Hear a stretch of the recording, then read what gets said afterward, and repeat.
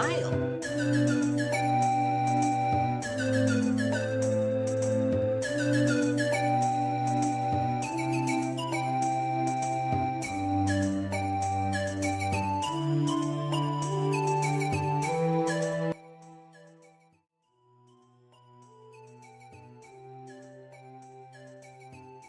Hello. Hello. Wow. Can you guys believe it? I got a new hat. Look. It's very bright. It just brightens up my day, dude. Today's the day, or rather, this week's the week. Huh? No, don't huh me, dude. You know what's happening? It's right there on the title. We made it, dude. 2 whole years of non-stop streaming. Wow. Where'd the time go, dude? No, really. Where the hell did time go? It hasn't even felt like a year. Please stop time, dude. It's going too fast. My life's flashing before my eyes. That non-stop stream, I'm telling you, dude. Because let's reminisce here for a little bit. Whose birthday is it? It's my birthday. On the left, I show a bird's eye. Wait, no, I don't need to hear this. Hold up. Switch that. I forgot that was part of the song. It's my birthday. It's my 2nd year. Happy birthday, thank you. It's my 2nd birthday, dude. I'm 2 years old. Starting this month. That's crazy. No, it's not my actual birthday, but it is the birthday for the stream. I believe this week marks the actual 2nd year where I actually started taking streaming again. Happy small cool birthday, true, dude. There's a lot to reminisce for today, but yeah, it's crazy to think about, really. I think for this particular year, I was a lot more consistent when it came to the streams themselves. Because I know for the first year I took a small break for like 2 months. Because I think at that point I was still kind of deciding if I actually wanted to take streaming a little bit more seriously. And ended up doing that. So we have a lot to go through this week. Happy you. Happy birthday, Neptune. Thank you very much. We got quite a couple things planned. I want to keep things simple for this particular anniversary. So here's what we're going to be doing, right, for this entire week. It's the usual stream days, right? So Tuesday, Thursday, Saturday, and Sunday. Today we're going to be going over a tier list, since it's been a hot minute since I list that one. Since I last did one of these.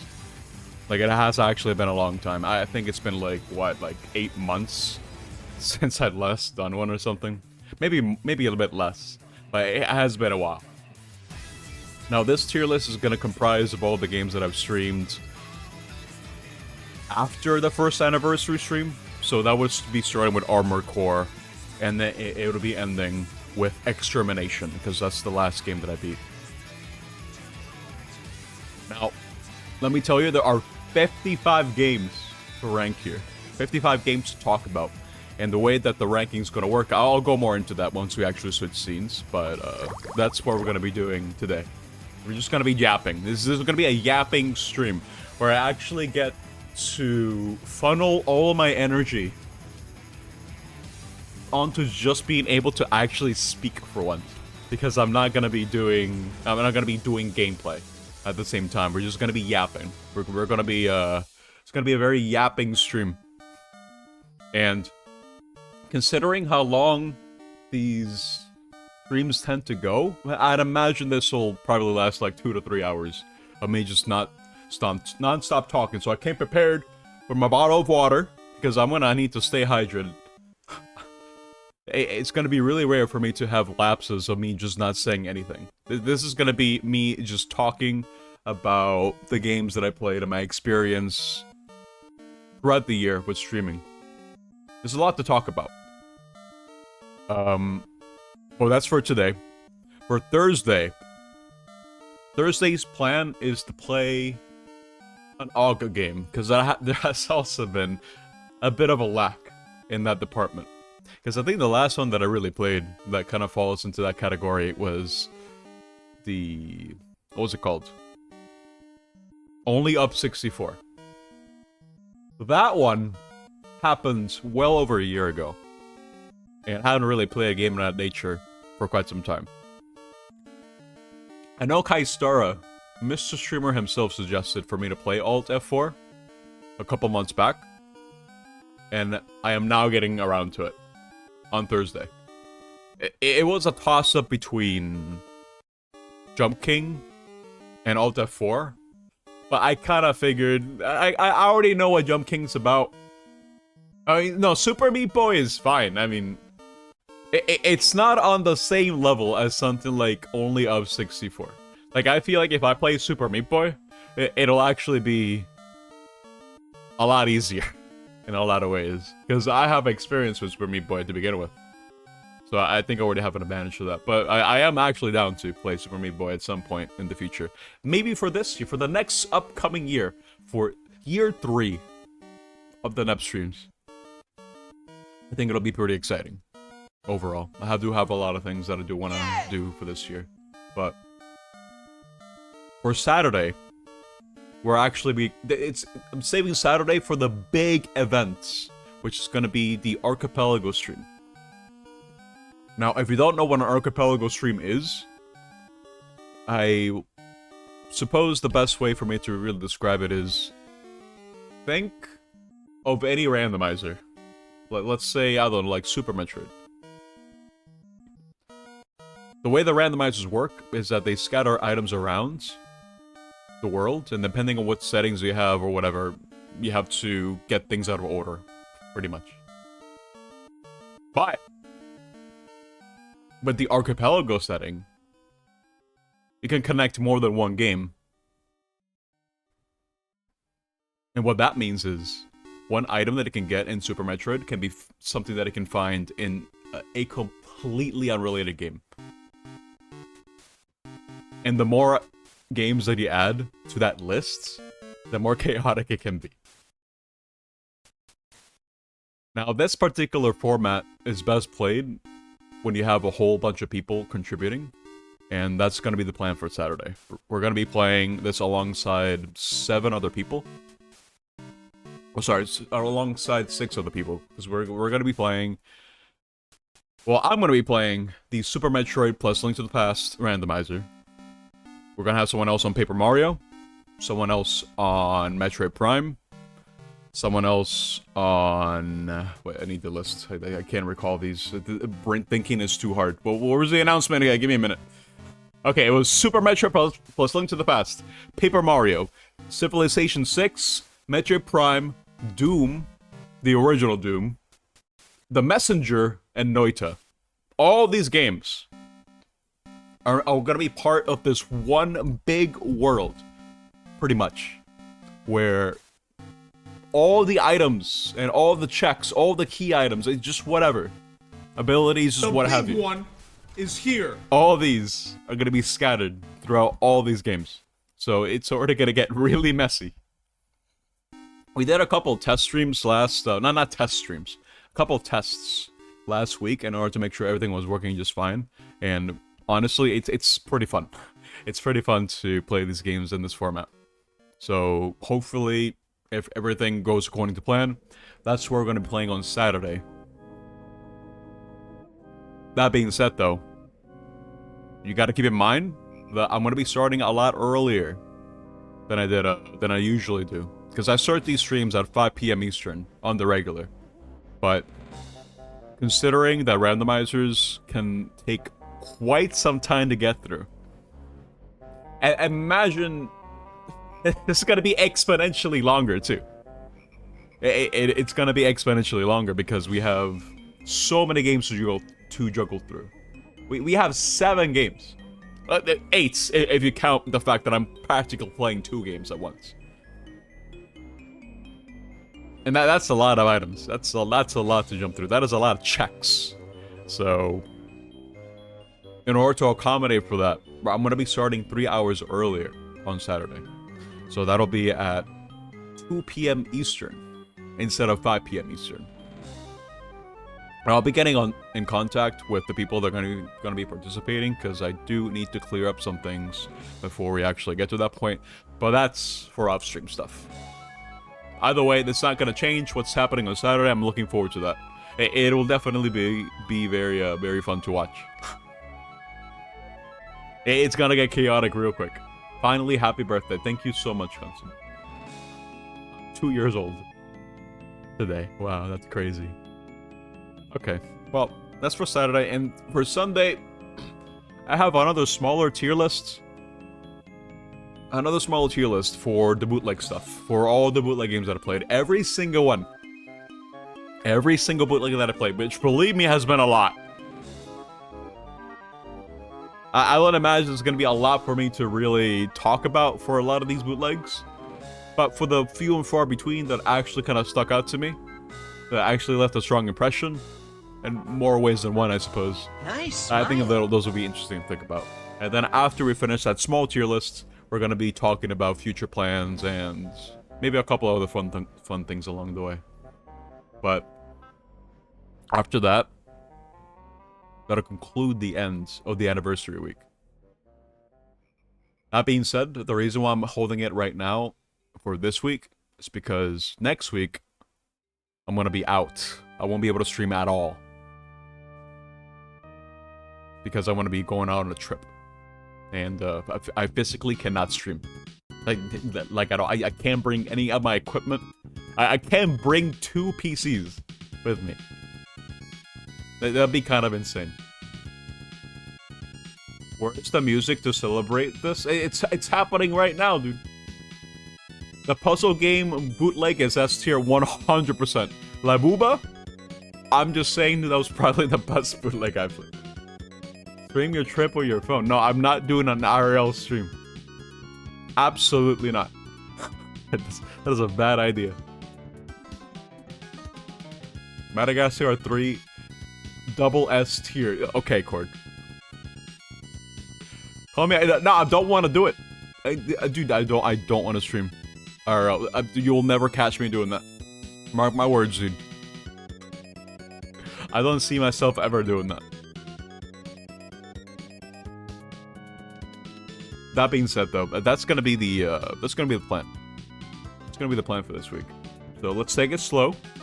Let's try to appreciate the fact that I've actually been streaming for 2 years. It's still kind of wild to me. I do still want to keep streaming. I think that much is very clear. I think it has helped me in a lot of ways. So I think I'm more than willing to keep this thing going for another year. There might be a couple of live changes along the way that might affect my schedule. I don't know yet, but hopefully when things turn out to be for the better, I can adjust and see how things go. But we'll talk about the plans for future streams, etc., once we get to Sunday, once we get to the end. Because I do not need to actually take some notes and actually prepare my thoughts. Because a lot of my streams, other than the very basic and the very minimum things that I need to do, like prep work and stuff like that doesn't take time. But if I need to talk about a specific topic, I do need to write it down so I can remember the bullet points. You're late? No, it's fine, Carl. Hello. You're plumbing in Fallout 4.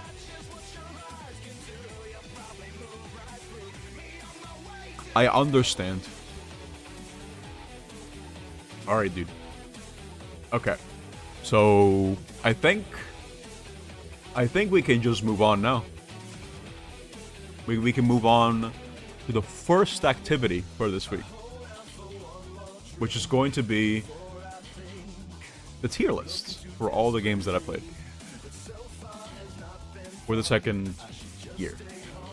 Again, it's 55 games. So let me actually just switch things now. Hopefully this doesn't break while I do this. Please do not break. Okay, cool. We're good. We're gonna keep the music because I need to be able to listen to something while I'm doing something, because otherwise my thoughts will ring really, really loud, and I will suffer. It's broken, and it's fine, dude. We're good now. Here we go. 55 games. A nice black screen. It's gone. The black screen is gone, dude. Look, we got the tier list right here. Nice smile. 55 games. Which is actually kind of crazy to think about, now that I think about it. Like, imagine playing 55 games in a span of a year. Now, mind you, I don't think that's something that I would have ever done if it wasn't for streaming. I'm not gonna lie. I think before streaming, I would maybe play, like, 10 games per year. Just like the first live-action movie, Mario. Oh, no, dude. I think I need to actually watch that movie again, because I know that Kai Star hosted, like, a movie night for the Mario Bros. Movie. Not the good one, but the one that came out first. I think we're all too distracted, but I think Tower Unite for us to actually watch it. I just realized. Okay, since this song is playing, I need to rank Pineapple and Pizza first. I have to do it. I mean, it's totally appropriate, right? We're doing this. But the Mario movie is way better than Borderlands. Yeah, because at least the Mario movie is funny. Where's the critically acclaimed MMORPG? No, Janita, I didn't stream 14. No, actually, I did. It's right here. Rabbit and Steel. That's 14. This is 14. What are you talking about? It's right here. This is the highly critically acclaimed MMORPG. Huh? Wow! You streamed TF2. Yeah, I did. I streamed it once. That's crazy. All right, let's rank this before the song gets too fast. Okay, hold up. So, we're gonna put this on top. First thing we do, Pineapple on Pizza. This game lasted like 2 hours. And, but what else is there to say, dude? I beat the game in like 5 minutes the first time because I just went into the volcano and triggered the event. And I watched every single native on the island die a gruesome death. They got lost in the sauce, so to speak. But as a meme game, I guess it was fun. The 2 hours? Okay, 1 hour. No, it was 2 hours. Will Pico Park for like 2 hours that day? Only 1 hour. Okay, 1 hour, yeah. Wasn't it less? It felt like a long time, because, you know, this game was brimming with sauce. So much content, so much to see on the island, you know. 1 hour? 5 minutes! Jesus Christ. He's a gamer, he's gotta find all the Easter eggs in sauce. That's true. S tier for pizza sauce. Yeah, but we don't know what sauce they use, right? I think that's the main problem when it comes to pineapple on pizza. Like, I don't know if you added other toppings, right? Because look at the title. So obviously, the pineapple is the O. It's right in the middle, which I've never seen on an actual pizza. It's usually spread out. But what are the other toppings? The sauce is definitely hot. I mean, we know that much. The sauce is hot. Nice smile. B tier for a pineapple on pizza? I don't know, dude. This song's getting too fast. We gotta decide quick. We gotta decide quick. Let's see. So I'm honestly thinking we need to look at this in the lens of a this is getting too fast. In the lens of a meme game. Because that's what it is at the end of the day. It's just a meme game, but it's a fun one. You walk around, you see people getting, you see a baby get slam dunked on the sauce. You see a turtle going way too fast. You see, but what else was there? What else happened? I know people were getting eaten by sharks while they were trying to swim away. That's what I remember. I know people were trying to like make a tower to try to like climb down to escape the events, but it didn't quite work out. You added... Oh my god. Nuts and bolts, dude? Oh no. Okay, dude, no, I gotta put this beat here. I'm sorry. Real talk, if we're talking about pineapple and pizza, I think it's just okay. The B tier is the mid tier. If I had the choice for toppings and I had to choose pineapple and pizza, I'd just be like, okay, sure, I'll eat it, no problem. It's kind of sweet, but it's fine. It's like the game itself. It was sweet. Short and sweet. Would I deliberately play it again? No. Absolutely not. I've seen everything that I need to see. So I'm placing this on B tier so I can skip the goddamn song already. It's way too fast. Okay, alright. You know what I should do, actually?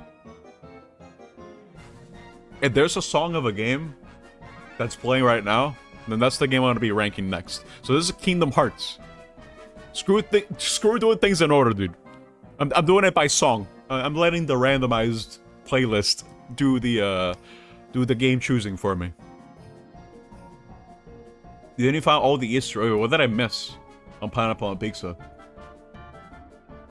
I thought I saw everything. Did I not get every achievement?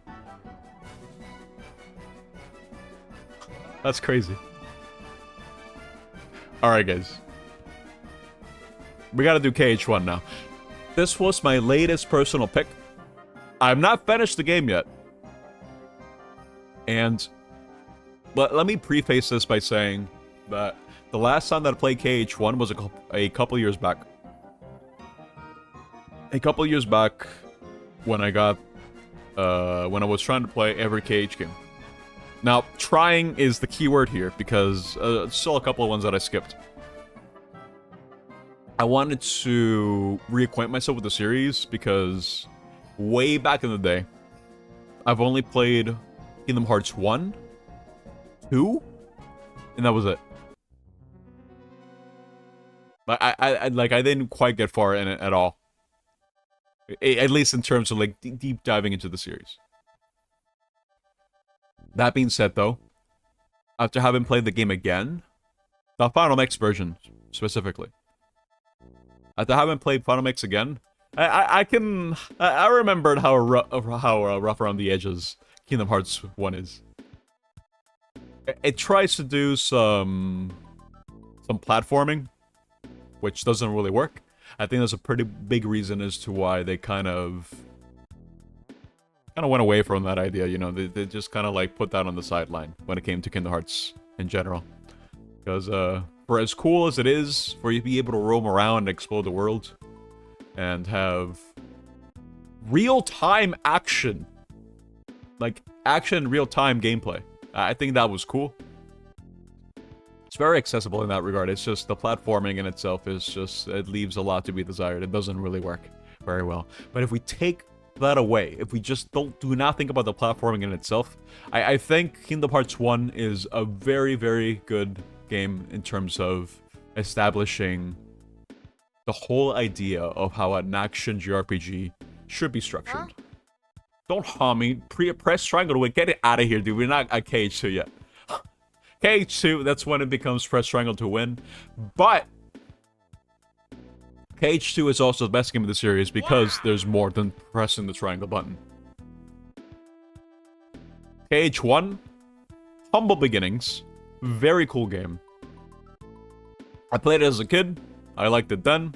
I played it as an adult, I like it now. I think, even if I haven't beaten the game yet on stream, that'll have to happen like 2 weeks from now. But I guess I can safely say that I've been having a good time with it. I think Kingdom Hearts 1 still holds up. I think you can still play it, but you have to go into it with the expectation that it's the first in the series, and it came out during a time where the action JRPG genre was still in its infancy. I can't really say for sure, but I have a feeling that KH1 was a bit of a pioneer when it came to that. KH1 sunk so KH2 could swim. Wait, we mean sunk, it's not dead. No, resurface. It's fine.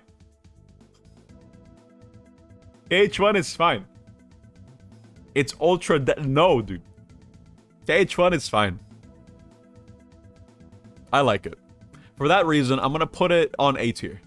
I don't think it's amazing, but I think KH1 belongs in A tier still. I think it still holds up. Just go into it with the expectation that it's a 2002 game, I think, and it's still one of those games that doesn't have you move the camera using the analog stick. You have to press a button. You have to press the shoulder buttons in order to do that. It's that type of game, right? If anything, I'll probably call it like a transitionary period game. Because every game after this is pretty good. Well, for the most part. And I'm looking forward to playing the other entries in the series again. Laura, hello. You're definitely going to judge what you put below A tier now? Wait, what the hell do you mean? What? What the... what? He doesn't like KH1. But what's the problem? Why does Mr. Streamer hate fun? It's a fun game, dude. The music is a cat jam. I'm just saying. It's definitely a Koopa, please. You don't think it's an A, but it's not my list. Ah, Jesus. Now I'm leaving it on an A. I'm gonna leave KH1 on A. It's not gonna be the main metric, alright? Don't use my KH1 ranking as a metric. You don't want to do that. There are a lot of better games in here, for sure. A lot of games in this list that I actually like more than KH1.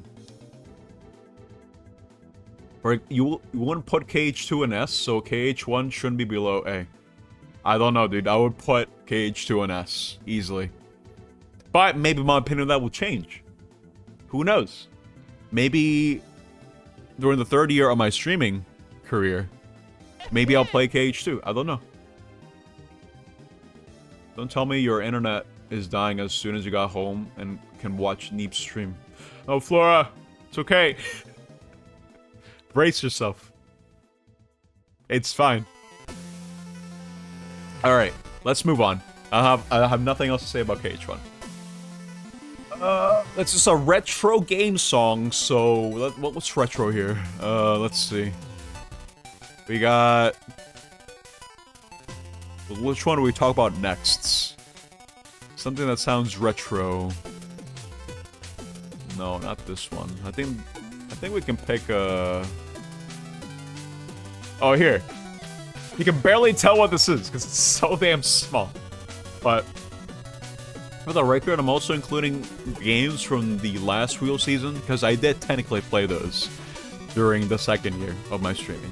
And I believe I already ranked a couple of these games already, but I want to rank them alongside everything that I played for the second year. So this is Ghosts and Goblins Resurrection. I guess that was kind of a lie when I said that, that the last Auga game that I played was only up 64, because this game exists. This game is designed to make you Og. Wait, hold up. Hold that thought. Oh, you honestly think that the KH series is carried by the crossovers and the story? No, it's carried by the music. If you were to ask me, it's carried by the music. Okay, going back to this. This game... how do I describe this? Because... I played Ghosts and Goblins before. I played the original game before, a little bit. I didn't get far in it. I didn't bother to, because I knew the game was just absolute bullcrap from start to finish. And honestly, this game is no exception. It is no exception at all, because I kind of figured that the best way to experience the pain that it is to play Ghosts and Goblins is to play the game at its hardest difficulty.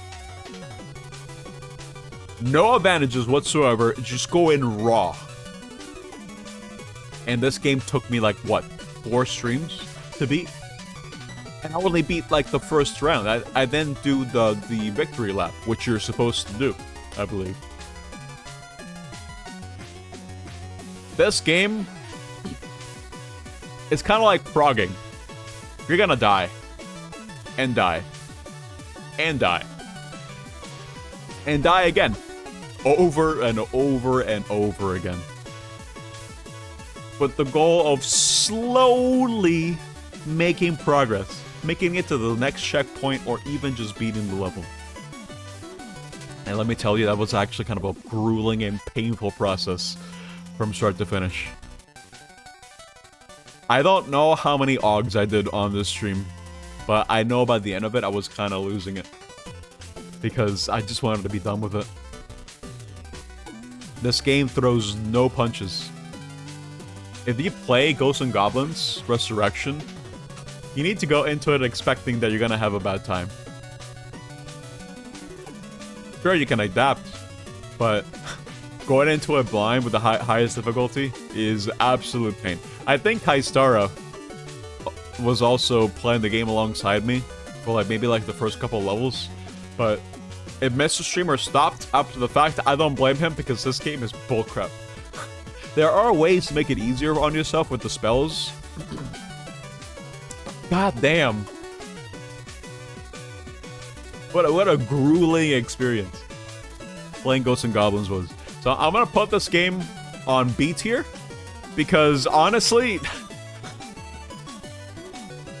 I'm not gonna lie. I think I was kind of entertained from start to finish. You don't really want to play? I don't blame you. It's you have to be in a very specific mindset to say, yes, I want to play Ghosts and Goblins today.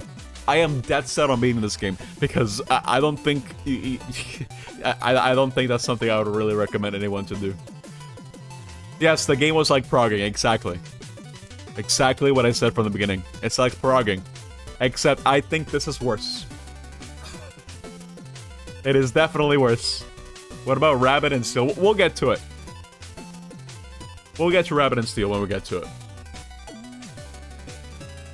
The stark difference between playing...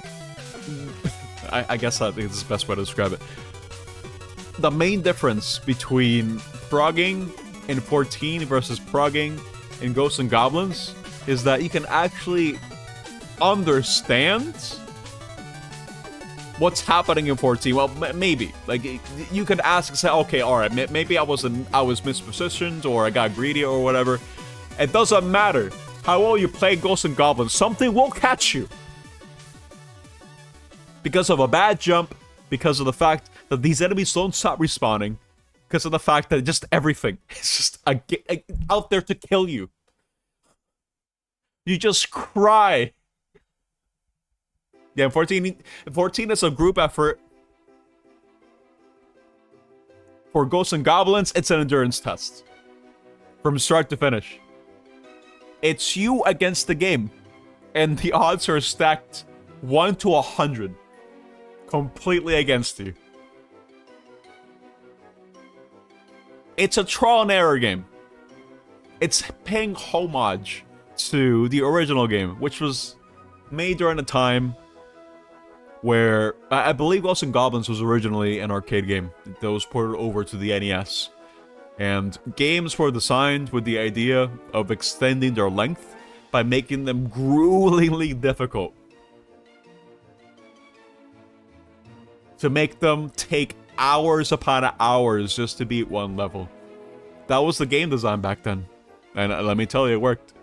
And that is definitely... That is definitely something effective that Resurrection did. 14 is progressing as fast as your slowest learner. Yeah, that's true. That being said, though, I think for what it does, it goes in B tier because I still did enjoy my time with it. For the most part. There were times where I was just getting too frustrated. But I did beat it, so it goes in B tier. It's fine. It's inoffensive. Would I play it again? Probably not. But I still had a good time with it. Okay, let me see. Which one do I talk about next? It's playing Rayman. I did not play a Rayman game this year. What starts with R? Okay, we can talk about Rabbit and Steel. It starts with R. Okay, I'll put it here. Rabbit and Steel, I played very recently. 2 streams worth. First stream was me playing by myself, to get acquainted with how the game worked and see how well balanced it is for single player play. And the second time, I had people playing alongside me, which I think is the best way to experience Ravenant Steel. Court is adding so many games. Oh my god. You added like 10 games. God damn. Alright. What was I saying? Oh yeah, Ravenant Steel. So, speaking of progging, Ravenant Steel, it's a lot more like 14.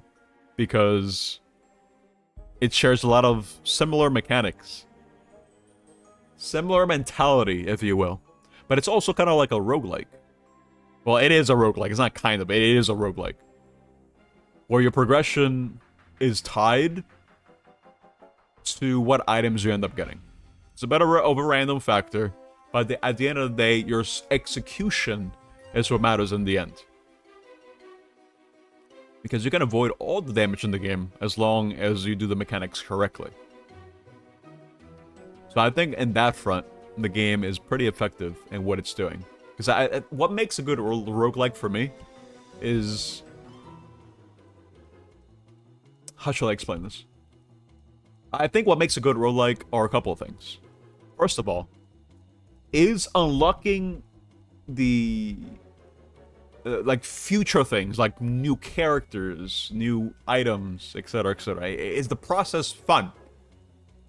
Is it meaningful? Am I getting good upgrades for playing the game, for accomplishing certain feats? I think the game does that pretty well.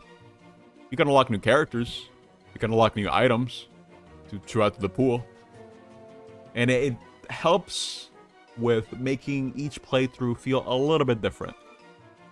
At least in regards to what power-ups you can have, and what kind of synergies you can have with the power-ups, etc., etc. It does suffer from the problem of each encounter pretty much plays out the exact same way. It's just that the way you tackle it is going to be different. It's not like other roguelikes that are more dependent on randomly generated rooms, for example.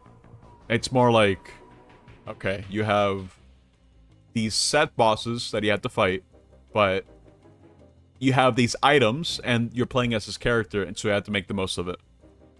That's what keeps it fresh. And it helps that there are a lot of mechanics for you to learn, and for you to try to adapt to. And these do change up when you have more than one person. The experience does change once you have at least one more person playing alongside you. And... Nice smile. It's good. Honestly, I had a lot of fun. It's a cute game. It has a cute art style. I think it's good. Music is nice. It's nice to listen to. It was overall a good time. Honestly. I don't know if I like the Morgan the Cage one. This is actually kind of a tricky thing because the nature of roguelikes is that you are expected to do a lot of playthroughs. So you can unlock everything and experience more of the game. For me to really rank this fairly, I feel I would need to play the game more. But we're gonna go with first impressions here. First impressions were very strong. Yeah, it's a roguelite. Yeah. It's a roguelite. Because even if you die, you're still technically making progress.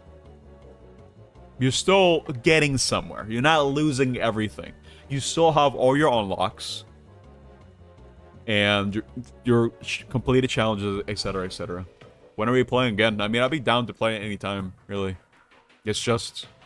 I guess it can be hard to really balance playing a lot of these games, right? A lot of these games off stream. Because if I'm not streaming, I'm probably playing 14. The addiction is real. But this is technically 14. So, all in all, I think I'm going to put it in A tier. Light has some form of meta progression. Yeah, that's it. But yeah, Ravenant Steel, very, very good game. I am more than inclined to playing it again. For sure. But I think for that sort of stuff, we would have to really plan it out. Like decide on a day, meet up time, and we can just go. 14 is A tier. No, it's not. Addiction will slow down soon. I hope so. We need to add more days to the week. Flora, you're so right. Because that means that time will go slower, right? That means that the end of the year is going to be a lot further away. We need another day, dude. I completely agree. Not enough time. It's tight here. Get out of here. Cord doesn't like 14. I get it, Cord. Jesus. Where are you going? We need to add more days to the weekend. Just tell the government to make the work week 4 days instead of 5. Oh yeah. Could do that too. You don't want to work more days in a week. I like how that's the first thing that a lot of people default to. Understandable. 5 work days is too much. It is what it is. Okay, wait. Pokemon. Wait, we talk about Pokemon now. Hold up. Pokemon. Here. Perfect. So this one in particular is a ROM hack for Pokemon Crystal called Pokemon Crystal Legacy. It had been a long time. Probably since I was maybe like 10 years old since I last played Pokemon Gen 2. I mean, sure, I played the Johto remakes. I played those a lot more than Gen 2. But Gen 2 was my very first foray into Pokemon in itself. Because by the time that I had a Game Boy Color, this is the game that I had. Well, not this one. I had Gold, I think. I had Silver, rather. That's what I played. Outer Wilds. Friend had you download Pokemon Crystal Clear. I need to play it. Oh yeah, it's good, Flora. I recommend it. I'll talk about it now. Crystal Clear is... I think for all intents and purposes, it does fix up a lot of the shortcomings of the original game. Which for me, honestly, was kind of the Pokemon selection. Considering the fact that this is a sequel to Red, Blue, and Yellow. You know, a sequel to one of the most renowned games of all time. That everyone has played at least once in their life. Outer Wilds. It's one of the first... I can't really say this is one of the first games that I played. Pokemon Silver, necessarily. I'm talking about Gen 2 strictly here. But fact of the matter is, I do remember that the Pokemon selection in the early game, or just the entirety of the Johto region, is very, very small. And a lot of the new Pokemon that you can play around with are in the post-game, which is very question mark. I don't know why it's like that. I really don't know why it's like that. It's really strange. You don't remember how many times you played the first gen? I played Gen 1 a lot less than Gen 2, that's for sure. Gen 2, for all its faults, I still like a lot. It's a very nostalgic game for me. Very nostalgic. And Crystal Clear did address a lot of the issues. At least for me, for what I remember, it addressed the Pokemon selection issue.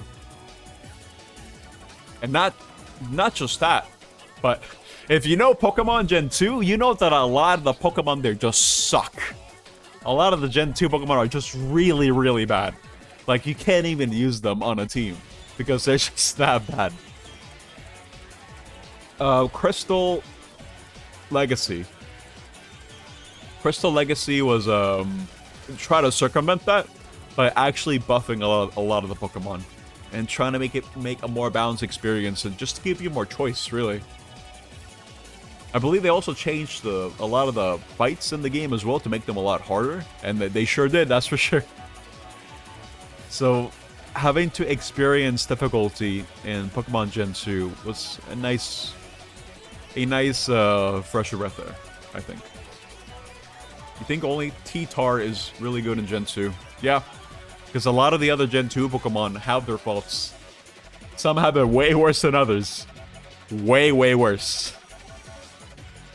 So I think this is a good way for you to experience Pokemon Crystal. Was he? I mean, let's think about it. Do you have T-Tar? You have, I mean, isn't Houndoom just okay? I mean, you have the legendary dogs, right? I think those are decent. Right? Like, the legendary dogs are still kind of decent. You feel like Rock barely had any good moves. All dogs sucked. What?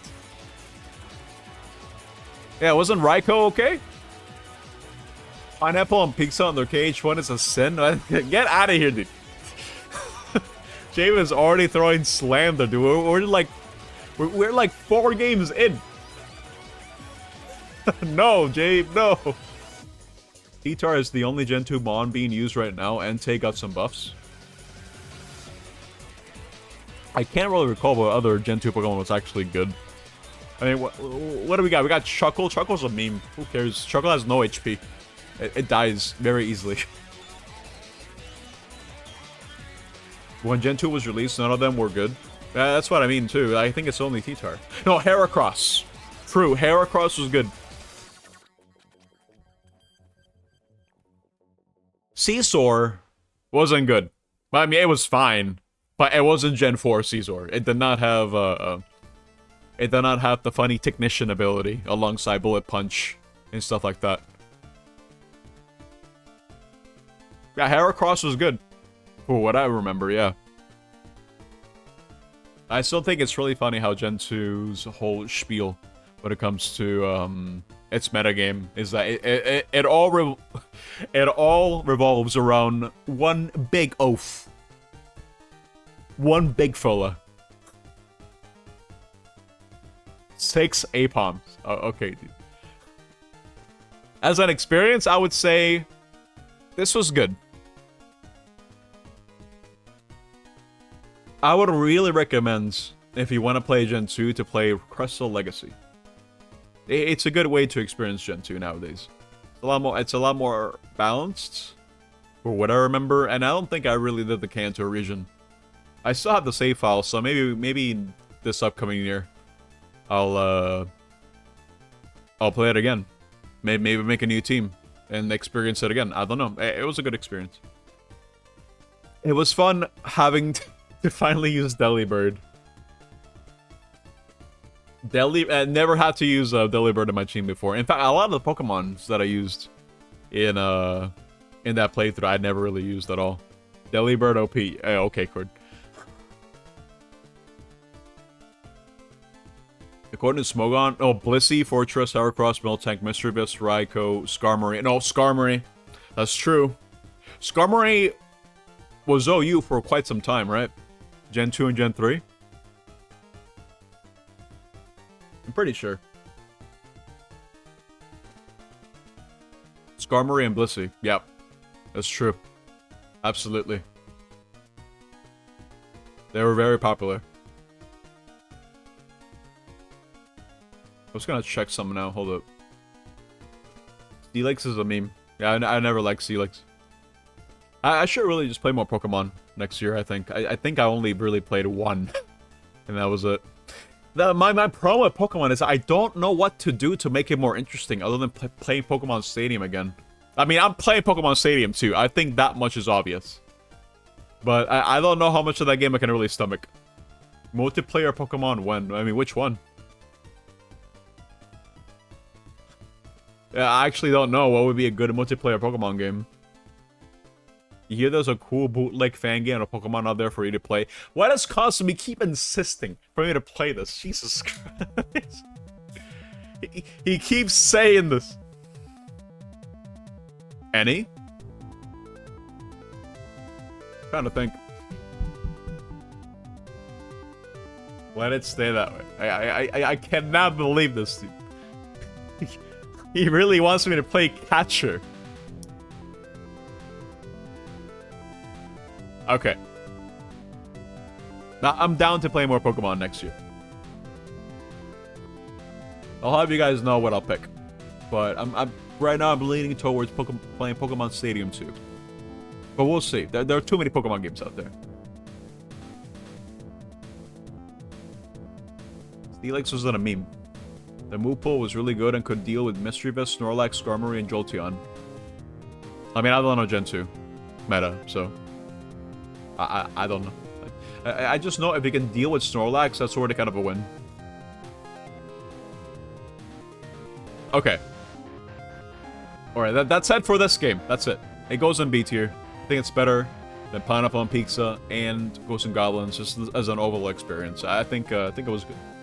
I had fun with it. Okay. This song that's playing right now is a Touhou remix. So we'll talk about Touhou real quick. So, I think this was one of the first couple of games that I played shortly after the second year started. I played these in a very interesting way. I remember that stream where I would have a whole bunch of Touhou games up and ready to go, and I would just let the wheel decide which game to play and which character to use, what the shot type, which made it very difficult at times, depending on what combination that I got, because usually when it comes to shmups, I like to stay in my comfort zone. I like to use the characters that I like to use with the shot types in order to have an easier time. And the wheel was not merciful. It was not merciful at all. I went through a lot of grueling experiences, but I did pop off a lot of times while playing this. And I think I'd be down to really just play Touhou games again on stream, just do it in the same format. Just let the wheel decide which game I play and which shot type to use, because I do enjoy playing shmups. It's just, I think the reason as to why my experience was a bit negative is because it was during this time where the chat spam with the redeems was still happening, and I did not like it when it was happening during a game that required my utmost attention at all times, because the redeems just kept distracting me. This is during a time where there was no cooldown whatsoever. So I would hear a lot of spam, which honestly kind of brought the quality of the stream, at least for me. It brought it down quite a lot, which was not good. Have you played Nidorank? I have not. I don't know what that is. Hey, stop shooting! Among Us! Hey. Yeah, like right now. Actually, it's not bad now. I'm talking about like every microsecond, someone playing a clip, or rather playing a redeem. So I had to like actually change the way that I worked. Because you have moments like these happening. Please stop. It got really annoying. Hey. Nidorank is like Touhou WarioWare. Oh, Hey. crap, wait, I've seen that game before. I didn't know what it was called. Oh, I get it. It's like Tori from Touhou 10. The Kappa. Yeah, dude. Okay, I know what it is. I'd be down to play more Touhou stuff for sure. Maybe some of the fan games, because trust me, there are a lot of them. But I'd be down to play the mainline games again and do the same format, only this time with less spam. So I'm gonna put this on C tier because my experience with it, which just wasn't good. JoJo Breakdown, iconic good music. Yeah, it's great. I'm gonna get John DMCA'd, but that's fine.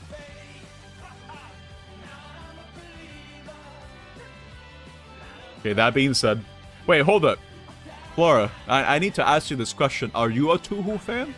Hold up. Do you know Touhou? I'm actually quite curious. Somewhat. I've been playing these games since high school. I mean, I've kind of fallen out from Touhou, but there was, for a very long time, I was into it. Like, really, really into it.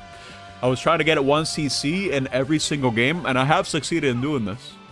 Alongside beating all of the extra stages. Like, that was my goal for a long time. I did accomplish that for the most part. I did miss a couple of games when it comes to doing that sort of thing. But I think I want to get back into it, you know. Who's your favorite Touhou? It's Yuyuko. But Neep, you are young. Flora, okay, to put things into perspective, I started playing Touhou at 16. I'm 30 now. I've been acquainted with this series for that long. I'll say it kind of fell off for me. But the interest was there for a very long time. Remelia. No, dude. Ah, no, we're not having wars here. Imperishable Knight is the only one you beat on a Lunatic. Okay, but which combo? Did he use Reimu Yukari? Because that's baby mode. Iko is best Suhu, not me. That is a quote from the Nepcool. Yeah, she is the best one, sorry. Here's my rule, right? You know the meme of me just really liking silver hair? Like a lot. Like if I say a character, I point at the screen and be like, oh my god, look. Character with white hair, oh my god. The second best hair color is pink. I'm just saying, dude. I'd be down to play more Tuhu. I didn't know Jay played either. That's neat. I think it'd be cool for me to play these games again then. Huh? What? Why are you hawing? What? What? What's happening? Did I say something weird, dude? No. No, I'm just saying pink, red is bad. Pink is a shade of red, Cord. You should be agreeing with me. Pink is just red, but with extra steps. You just add a little bit more white into that. In fact, that's probably what I like it too, because it's a lighter color. Like I like light tones. More like you cringe. God damn it, dude. It didn't matter what character I said. I swear to God. You guys were never gonna accept it. Pink is the mainstream anime hair. It's not about being mainstream. Jesus Christ. He's a contrarian. Oh my god. I cannot believe this. Can't believe I'm here. You know what? We gotta save this slander. Reimu, Marissa, Ty the Tasmanian Tiger, everything else. Ban him. Grabbed by the... No. I'm not reading that. Yeah, it's in there, wee boy. Jabe is basic. I'm just saying, this is not even a hot take at all. If your favorite character is from Touhou 6, embodiment of the Scarlet level, you are basic. That's it, dude. Those are definitely the most popular characters. I don't make the rules here, dude. It is a known fact that they're the best ones. Or rather, not the best ones, but sorry, retract from that. They're the most popular ones. Every single one. Most pink-haired characters are airheads too. I don't know, dude. I think it's the hair that does the effect. I don't know. I don't know whether that's a trope.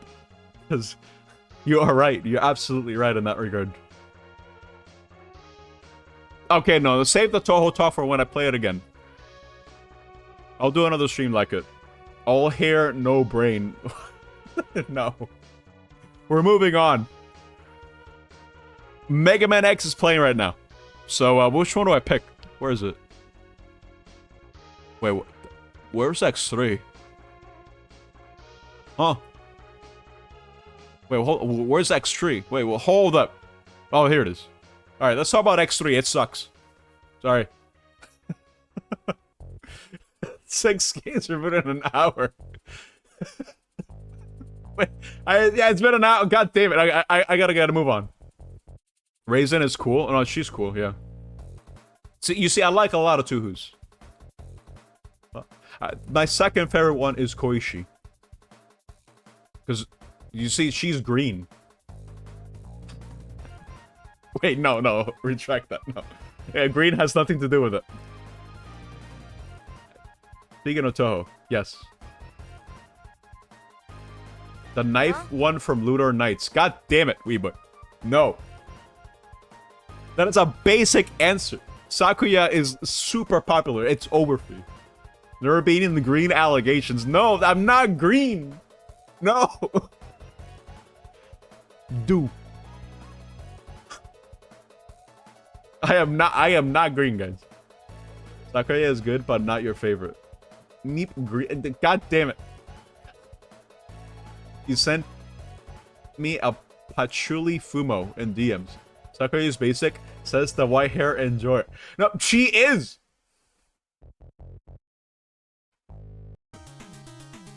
Anyone from 6 is basic. That's the rule. She has the best game. No, listen. For what I've seen from Lunar Knights, Biden, blast! also from what I've heard, it is a very, very by the numbers Metroid core game. Biden, And not in the good way.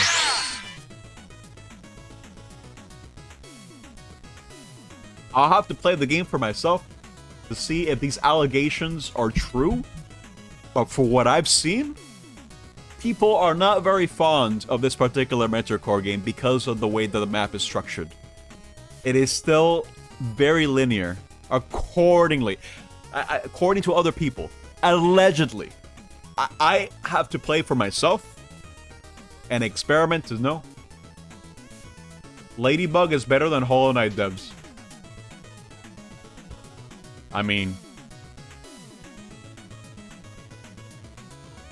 for as much as I like Hollow Knight, like I think Hollow Knight is like a top 3 in the game for me. Silksong's selling it out. And I'm getting really tired. So, I'll give you that one. You haven't played it and you speak so confidently. Because I trust the sources I got this from. But again, I'm not claiming this is my opinion. I'm only telling you what I've heard. What I've heard with my ears. What I've seen with my eyes. You know what I mean? I have to experience it for myself to know for real. Is this a good Metroid core? That's going to be the question to ask here. Maybe I'll play it next year. Who knows? Silksong's going to be remade into Catcher 2. Okay, dude. Huh? Nice leak, dude. One day you'll know. We'll see. I'm gonna be quite critical when I play that game. Because I play a lot of Metroid cores, right? I play a lot of them. And there's one thing, one key aspect when it comes to Metroid cores that I feel like they really have to get it right. And that's the map design. The map design, when it comes to Metroid cores, boils down to a couple simple things. Can I get to this area earlier than intended? Holy wait, hold up! Hold up! Wait. Flora! Thank you for the 10, for the TN Cheetah DS. But why is your message a rainbow, though? How'd that happen? That's crazy.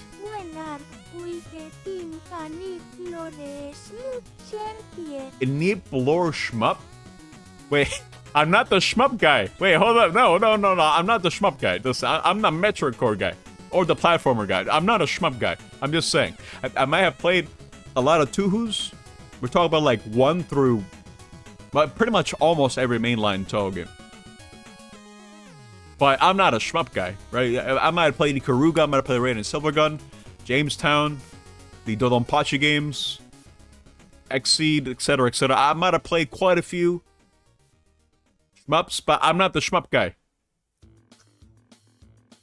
I have Death Smiles, though. I've been meaning to play Death Smiles. I have it on Steam. I haven't played it yet. It's a bit message effect. Wait, Flora's rich? This is actually in the talk some several years back, a real lore. Wait, I don't understand. What are you talking about?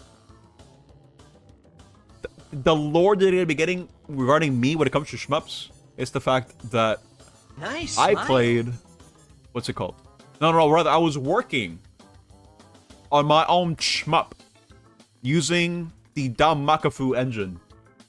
I was learning scripting in high school to try to make my own spell cards, my own bullet patterns. But it didn't get far. I mean, sure, it was fun to learn some programming. I don't remember what language it was. But that was my first foray into like actual programming. Do you know Fraxi? I don't even know what that is.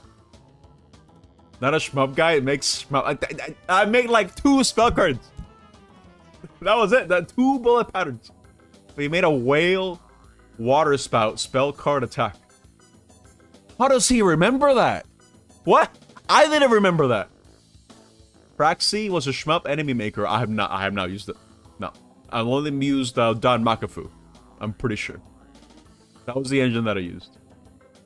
What do you mean, how do I remember? You were there. I don't remember. That's the problem. I know I made a couple of bullet patterns, but I did not remember that one. I did not remember this. You're writing this down for a reason, but what is Belt doing, dude? The guy who made Zero Mission, Jordan, and Fraxi. What? Forgot the name. Wait, is that true? Wait, I don't know if Helvian's memeing. Because Zero Mission is my top game of all time. Well, one of them at the very least. It's the one that I played the most. Zero Ranger. I'm gonna have to look that up. See what you mean. Too many zeros. I like how I went into like a whole tangent. I haven't even talked about Mega Man X3. Like at all. I just put it here where you just moved on. I mean, honestly, like what else is there to say? For Mega Man X3. It sucks. It's a bad game. I hate it. It is definitely the weakest entry in the Super Nintendo trilogy of Mega Man X games. I don't think anyone is going to dispute that. I've not met a single person on this planet that has claimed Mega Man X3 is their favorite game. Wow! Whenever you're getting a Neep lore Metroid core featuring the... Oh my god, Flora. You're the weakest in the Super Nintendo trilogy. What? Wow! Are there other Neeps that I'm unaware of, Jim? I'm just saying Mega Man X3 stays in D tier. Out of the question. I'm not gonna dispute this. It's gonna stay in there, dude. Huh? Bad boss design, bad music. The music just sounds the same throughout. I hate the main lead instrument sample. The guitar sample they use in X3. I hate it. I hate how it sounds. X1 and X2 had a vastly superior guitar. Hello, Joy. Flora's messages are so shiny. Yeah, because Flora is rich. That is the rich message. Neep, better Neep, super Neep, and Neep Gringo. Wait, hold up. Is that like a Neep for every day of the week when I stream? Like for Tuesdays, Thursdays, Saturdays, and Sundays, respectively? Wait, is that how that works? Is it like a different Neep for each day? You don't think 3 deserves D? I think it does, dude. I never have a good time playing X3. Neep will increase X3 tier after playing X6, X7, and X8. Okay, alright. Real talk, I feel like X6 is a little bit better than X3 because of the music. Everything else about X6 is hot garbage. But at least it has good music. I've also heard that X8 is actually kind of okay. Like it's good even. But I'm hearing some controversy from Cord saying the otherwise. I've not played 7. I know about 7. It has Axel in it. So it's already better than X3. I'm just saying. X8 is okay if you're dead. Okay. I'll get to it. Because the latest one that I played was Mega Man X4 on stream. So eventually we're gonna get to 5. Then 6. And so on and so forth. It's the Super Neep trilogy. I need an anthology. 7, 8, 9. Oh, I see what you did there. Okay, yeah, I see what you did there. X8 is not bad, has some good stages. X8 has Burn Rooster. Wait, what an amazing Maverick name. Wait, hold on. Is that like an actual Maverick called Burn Rooster? Your biggest problem with X7 and 8 is how the game looks and feels for you. I see. I'll get to them. I've only played up until X6. I never went out of my way to play 7 or 8. Look it up. I'm definitely tempted to. That's for sure. I'll look it up later. I gotta get through this list, dude. Okay, Mario song's playing right now. What Mario game did I play this year? This one. No, hold up. Then I have Super Mario Wonder. Yeah, we'll talk about Super Mario Wonder now. We'll talk about this guy. So, I think it's really hard for our 2D Mario game to be bad. Honestly. Especially if we take into account the classics, dude. SMB 1, SMB 2, SMB 3, Super Mario World. I'm very heavily biased towards Super Mario World because that was the first game I ever played. The first game I ever beat. The first game where I have like the earliest memories of me picking up a controller and just watching the funny man do the jump.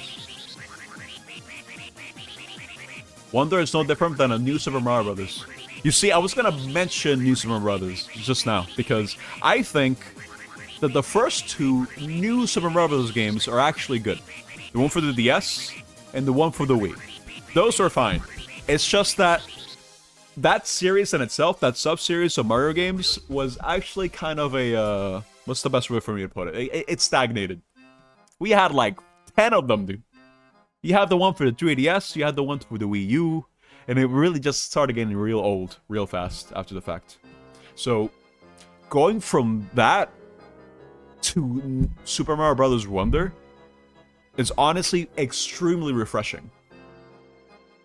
We got new enemies, new gimmicks, new power-ups. I honestly think that the game was actually honestly very decent. It's really hard for me to be disappointed in a Mario game. So I guess in that regard, it is kind of by the numbers. It's more or less of what you would expect. But yeah, Wonder is definitely a better new Super Mario Brothers to me. Because it is actually new. There's so many cool ideas in this, dude. I'm not gonna lie, I really do like the stage remixes. Is here. I'm just saying, dude. It's very easy to be bored. God damn, Kai hates fun. Wait, were you gonna put in D tier, Kai? God damn, I'm placing this game here. I think when I played it on stream, Wonder was actually pretty good. You want to go replay SMRPG? I need to play the remake. I've been meaning to, but I haven't got around to it yet. It's not a bad game, you just can't play Wario games anymore. I'm just saying that, at least for me, you know, that Mario guy, I'm always gonna have a good time when it comes to Mario games. In fact, you know what? Yeah, let's put it here. I had a good time. Remake is better than OG, I've heard. I'm very interested in playing that. For sure. One day. I'll get to it one day. But yeah, I honestly recommend Wonder. I mean, if it wasn't obvious. You can never go wrong with Mario. Especially if it's a first-party game. Like a first-party Mario game. I think it's a good time. Let's kind of move on. I have like 2 more hours. We still have like... haven't gone through like half the list. Okay. I don't have another Pokemon game. I need to pick something random. Pokemon starts with P. Well, we'll talk about Pico Park. Alright. Honestly, as an experience, Pico Park was S. The reason for that is because we actually filled the room with 8 people, and it really made for the stream of all time. Red pill on Pico Park. I'm just saying, dude. Playing Pico Park on stream with 7 other people was peak content. You have 8 idiots trying to work alongside each other. There's always that one guy trying to grief everyone else. The one gremlin. Yeah, more like Pico Park. We were the most despaired couple of people, and it was amazing. No, yeah, everyone that participated. Yeah, it was just great. Honestly, looking at the game as a whole, it really does do its gimmick very effectively. This game is meant to be played with 8 people. Anything less than that, I feel like you could be kind of missing out a little bit on the experience. I think out of all of the community games that I played, multiplayer-wise, this one was the best one. Easily. It easily goes into S rank. It had cool gimmicks, cool ideas for you to work together. I mean, work together is kind of a stretch. Let's be real here. But fact of the matter is, it did make for some good content. It left such a strong impression. I'm not gonna lie. You were the only one that was trying to follow the game. I feel like we had a very strong group dynamic where each person was like their own archetype. I was the guy who would just scream all the time. Cord was the one who would always just say, "Go! Go! Go!" Etc., etc. People were obsessed, dude. Kaisara was like the one trying to explain the strats that no one would follow. He was the blue guy. Go would say go and lag behind. Yeah, that was really funny.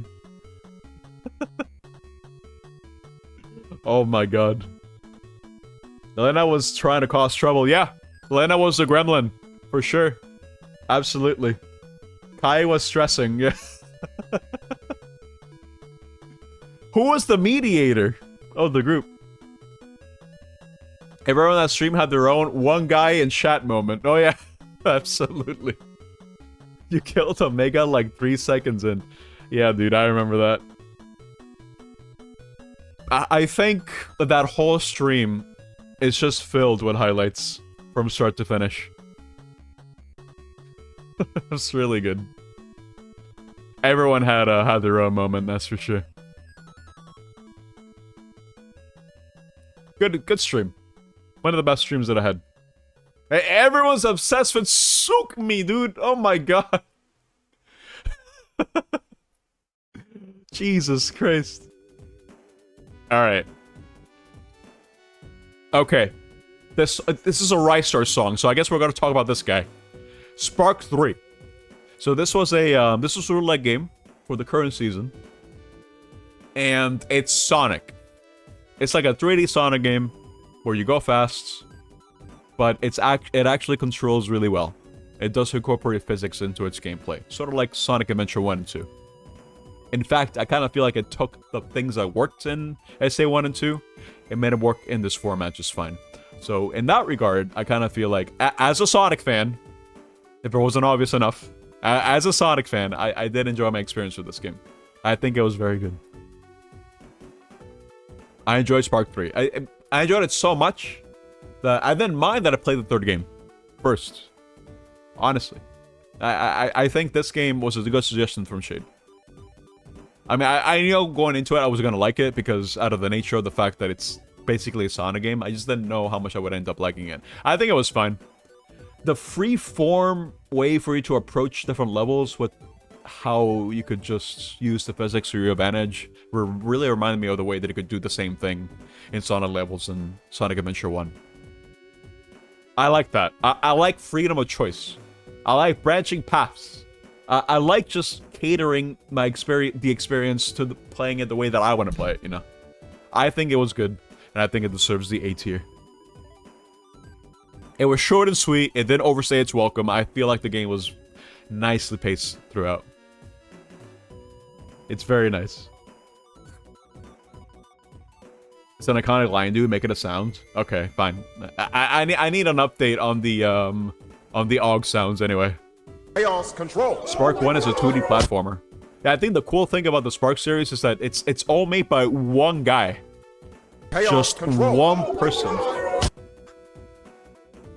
And I think they're situated in Brazil as well.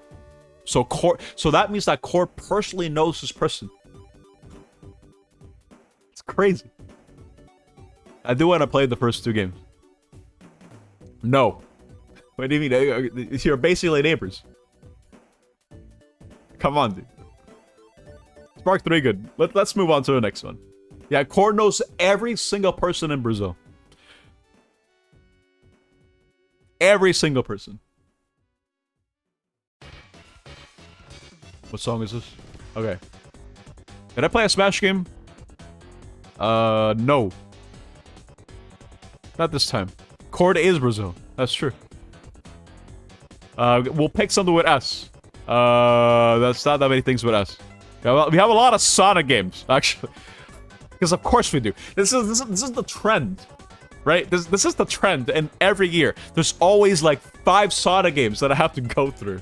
So I guess we'll pick I don't know, Sonic Superstars. Okay.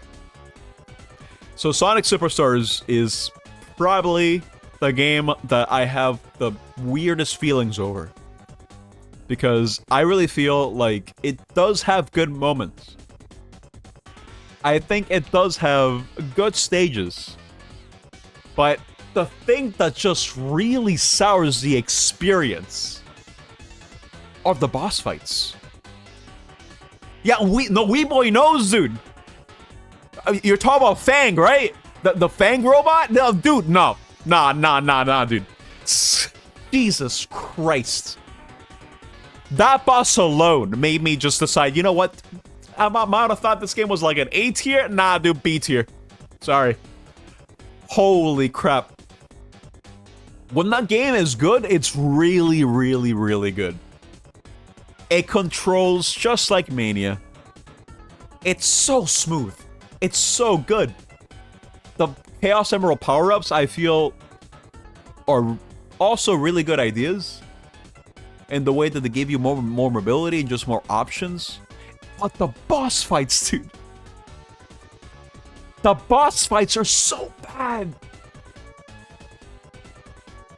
It's like an antithesis to the way the 2D Sonic bosses work. Because the whole point of them was being able to beat them fast, right? If you were really good at 2D Sonic, bosses won't last more than 30 seconds. Like at all. I mean, there's a couple of fringe cases, right? Where you still have to wait. I can think of a couple. Like the one in Lava Reef Zone, Act 2, in Sonic 3 and Knuckles. But that's few and far between. For the most part, the whole idea behind Sonic games is just, if you know the game, you can breeze through it really fast and it feels really good. In Sonic Superstars, they have the audacity to add invincibility frames to whenever you hit bosses. I don't know why. I mean, I know why, probably because of the multiplayer bullcrap, but the fact that they didn't balance it for single player baffles me, dude. I mean, to be fair, right? To be fair, you can use the power-ups, the Chaos Emerald power-ups, in order to make it easier for yourself. But even then, you still have to wait a year for a lot of these bosses, dude. Chaos Control. Hour and a half, and we're nowhere near halfway done with the rankings. Oh my God. This is exactly why I said that this entire stream is just going to be me talking about the games and the tier list.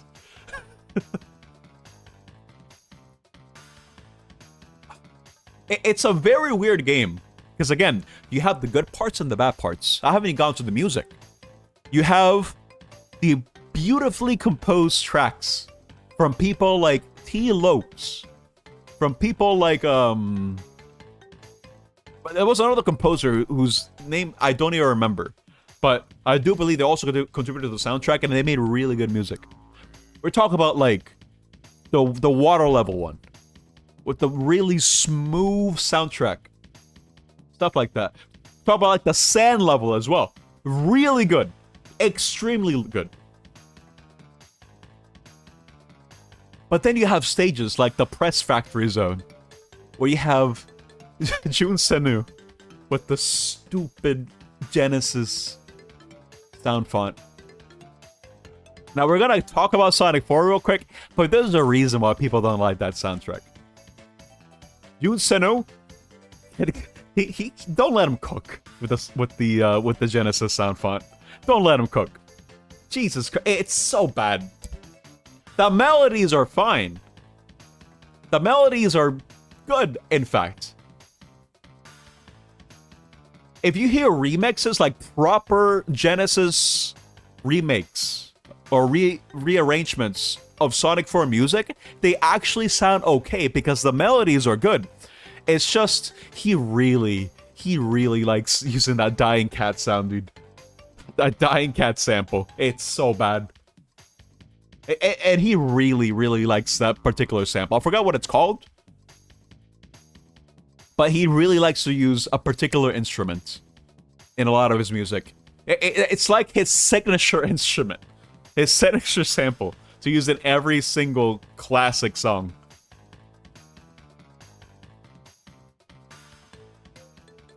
And it's because of that reason, I'm just kind of divided when it comes to Sonic Superstars. It's really good, but at the same time, it can get really bad. Which, to be fair, I feel like that's kind of been the thing about Sonic for all these years. You have the really good games, and then you have the games that exist. Speaking of which, Sonic 06! Sonic 06 was unironically a better experience. I'm putting it in B tier. Hey. Hey. How many S's is that? Okay, no, alright. Hey. Alright, I get it. Hey is from Sonic 06. Hey. We're all obsessed with Hey. Hey. It's in the Hey tier. Wait, I'm doing that actually. How do I add my rose? Hey. I forgot how to do this. Hey tier or Riot? Okay, no, I can do it from here. Hey. Well, we'll make it, Hey. we'll make it black. There we go. Wait, no, I changed it to this.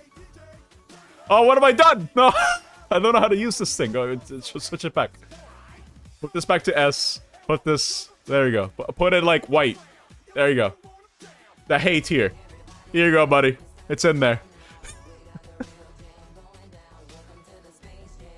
Add a row above. I thought you had to like write this here and then you would add the row above. And it will add it as Hey. This man said 06 is greater than Superstars. Because at least 06 is consistent. Right? You know what to expect.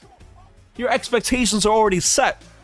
You know it's gonna be garbage. But you're gonna have fun with that garbage. Because it's the epitome of a game being so bad that it's actually good. It's funny. I can't even get mad when I die. Because it was probably like a funny death. Hey. Yeah, it's consistently a buggy man. Yeah, it's a bad game. Like, fundamentally, it is just really bad. It reeks of Hey. rushed development, Hey. bad design. It's just an unfortunate situation for Sonic Team throughout. Because Sega is just really insistent in pushing games at a certain time frame in order to meet a particular deadline. And believe me, this is not the first time or the last time they've done this. But hey, I think there's a reason why we're still talking about Sonic 06 to this very day. And it's because of the fact that it's just so iconic. Hey. Hey. It is a stepping stone for the Sonic series as a whole. This is the break point. Sure, you have games like Sonic Heroes, like Shadow the Hedgehog, that are mediocre at best. But they don't even come close to the infamy that is Sonic 06. Ranking family members tier list. Wait, what? Shadow Game is not even fun. It's a guilty pleasure of mine. I have to admit, it's a guilty pleasure, but I can acknowledge the fact that it's hot garbage. It is definitely a very repetitive game because you have to play Restopolis like 20 million times. I feel like I have enough fun with Shadow the Hedgehog as well. I mean, I would hope so, because I got all the keys and all A ranks in every single level. So I got some mileage from Shadow the Hedgehog, at the very least. Shadow's alright if you just go for neutral story, but that's the thing, Shade. The problem with doing that is like you're missing out on a lot of the game by doing that. I feel like there are some good parts for Shadow, but a lot of it is really, really bad. I mean, just the fact that you have these missions where you have to kill every single alien dude, or every single gun, like every single like gun member. It's just ludicrous. It's insane. Why would they design it like this? You crazy for the A ranks, my dude? Oh, absolutely. Absolutely. Believe me, I will never do that again. But as a kid, I grinded that crap. The gun gameplay is pretty good. I mean, it works. I wouldn't call it very good, but it works. The big one is here. There's a big mod for Shadow the Hedgehog to lower the number of enemies. Honestly, that would probably make it a lot better. I don't know what Sonic Team was cooking, but okay, all right. We gotta move on. I have like 2 hours. you gotta move on. Sonic hate here. Sonic 06 hate here. More Sonic songs are playing, so we gotta finish up Sonic. And it's a racing song, so we get to talk about Sonic All-Stars Racing. Hey. All right. This one was a one-off. It was a community game stream where I did a little bit of an experiment to implement a betting system. Hey.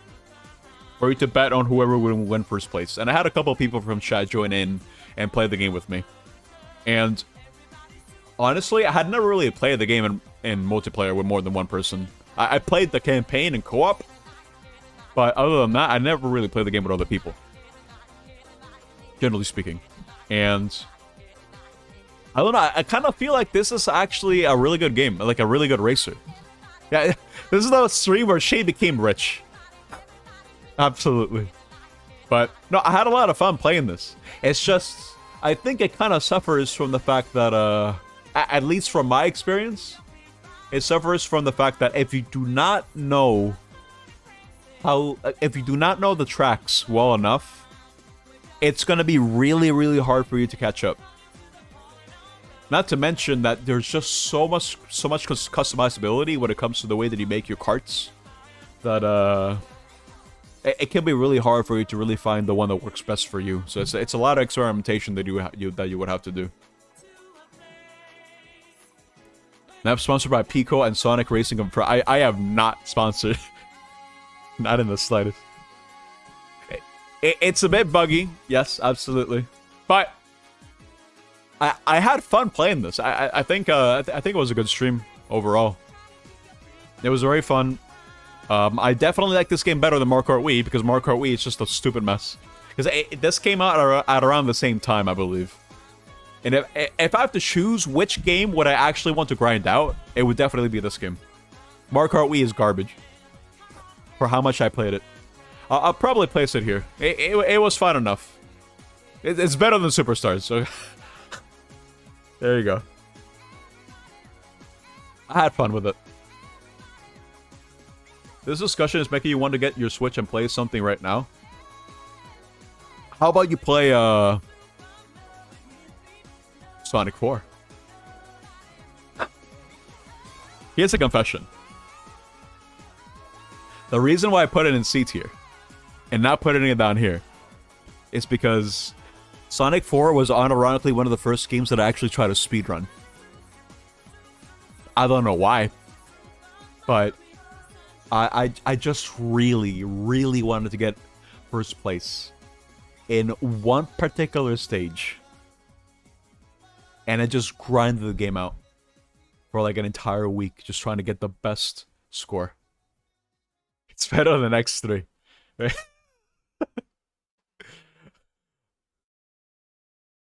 Bro, got the first. Oh, yeah, dude, I got the first 0 timer.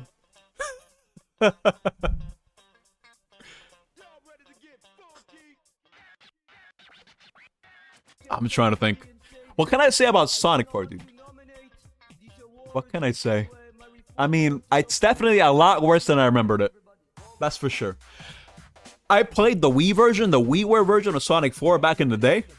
And I liked it for what it was.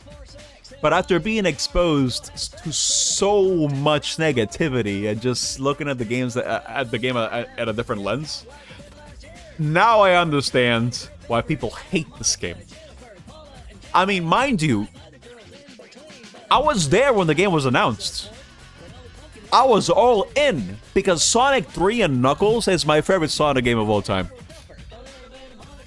And getting a follow-up to that was exciting. You wouldn't even believe. I was like, oh my god. We're getting a sequel to the best game in the series. Little did anyone know that the writing was on the wall when it came to what this game was actually going to be. Because a little fun fact about Sonic 4, it was never meant to be called Sonic 4.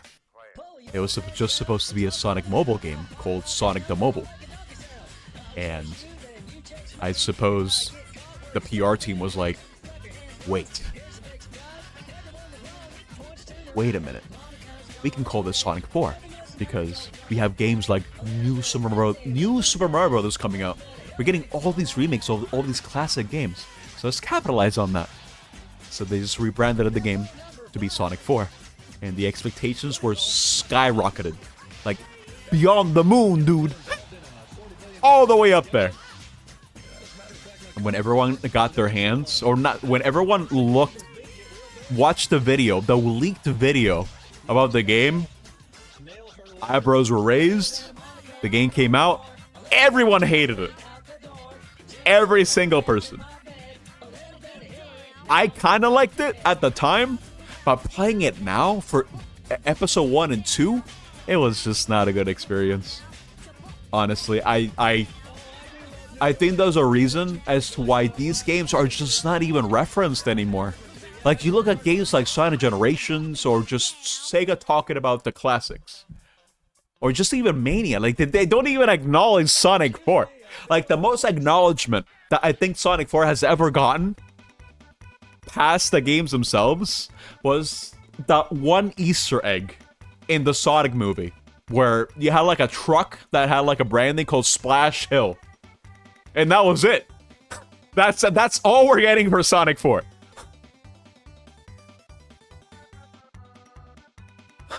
What would it be classic Sonic with a hentai quills? What is he on about?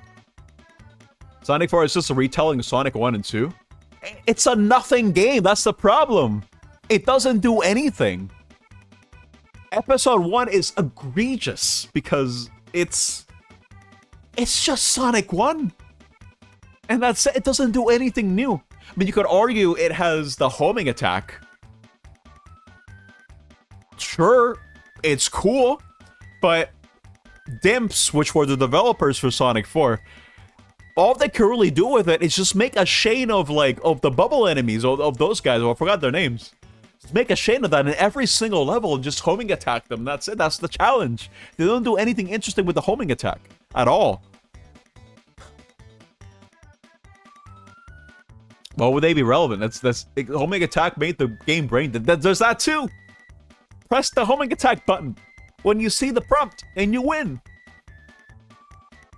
It reminds me of Mega Man Die becoming an offline standalone game. I feel like that's kind of like a different situation. At least the way that I'm looking at it. It's not, yeah, like Cord said, it's not 06 fun. It's just bad. It's on. If you asked me when I first played it, I probably would put it like maybe here, but nah, it belongs here, dude. Sorry to say. It goes in there. Kind of like how X-Dive Offline streamlined a gacha. that's what I heard. Like, I think the offline version is probably just fine. Dimps makes the most boring slop. I honestly think that Dimps probably peaked at Sonic Advance 1. Sonic Advance 2 was the start of holding right to win.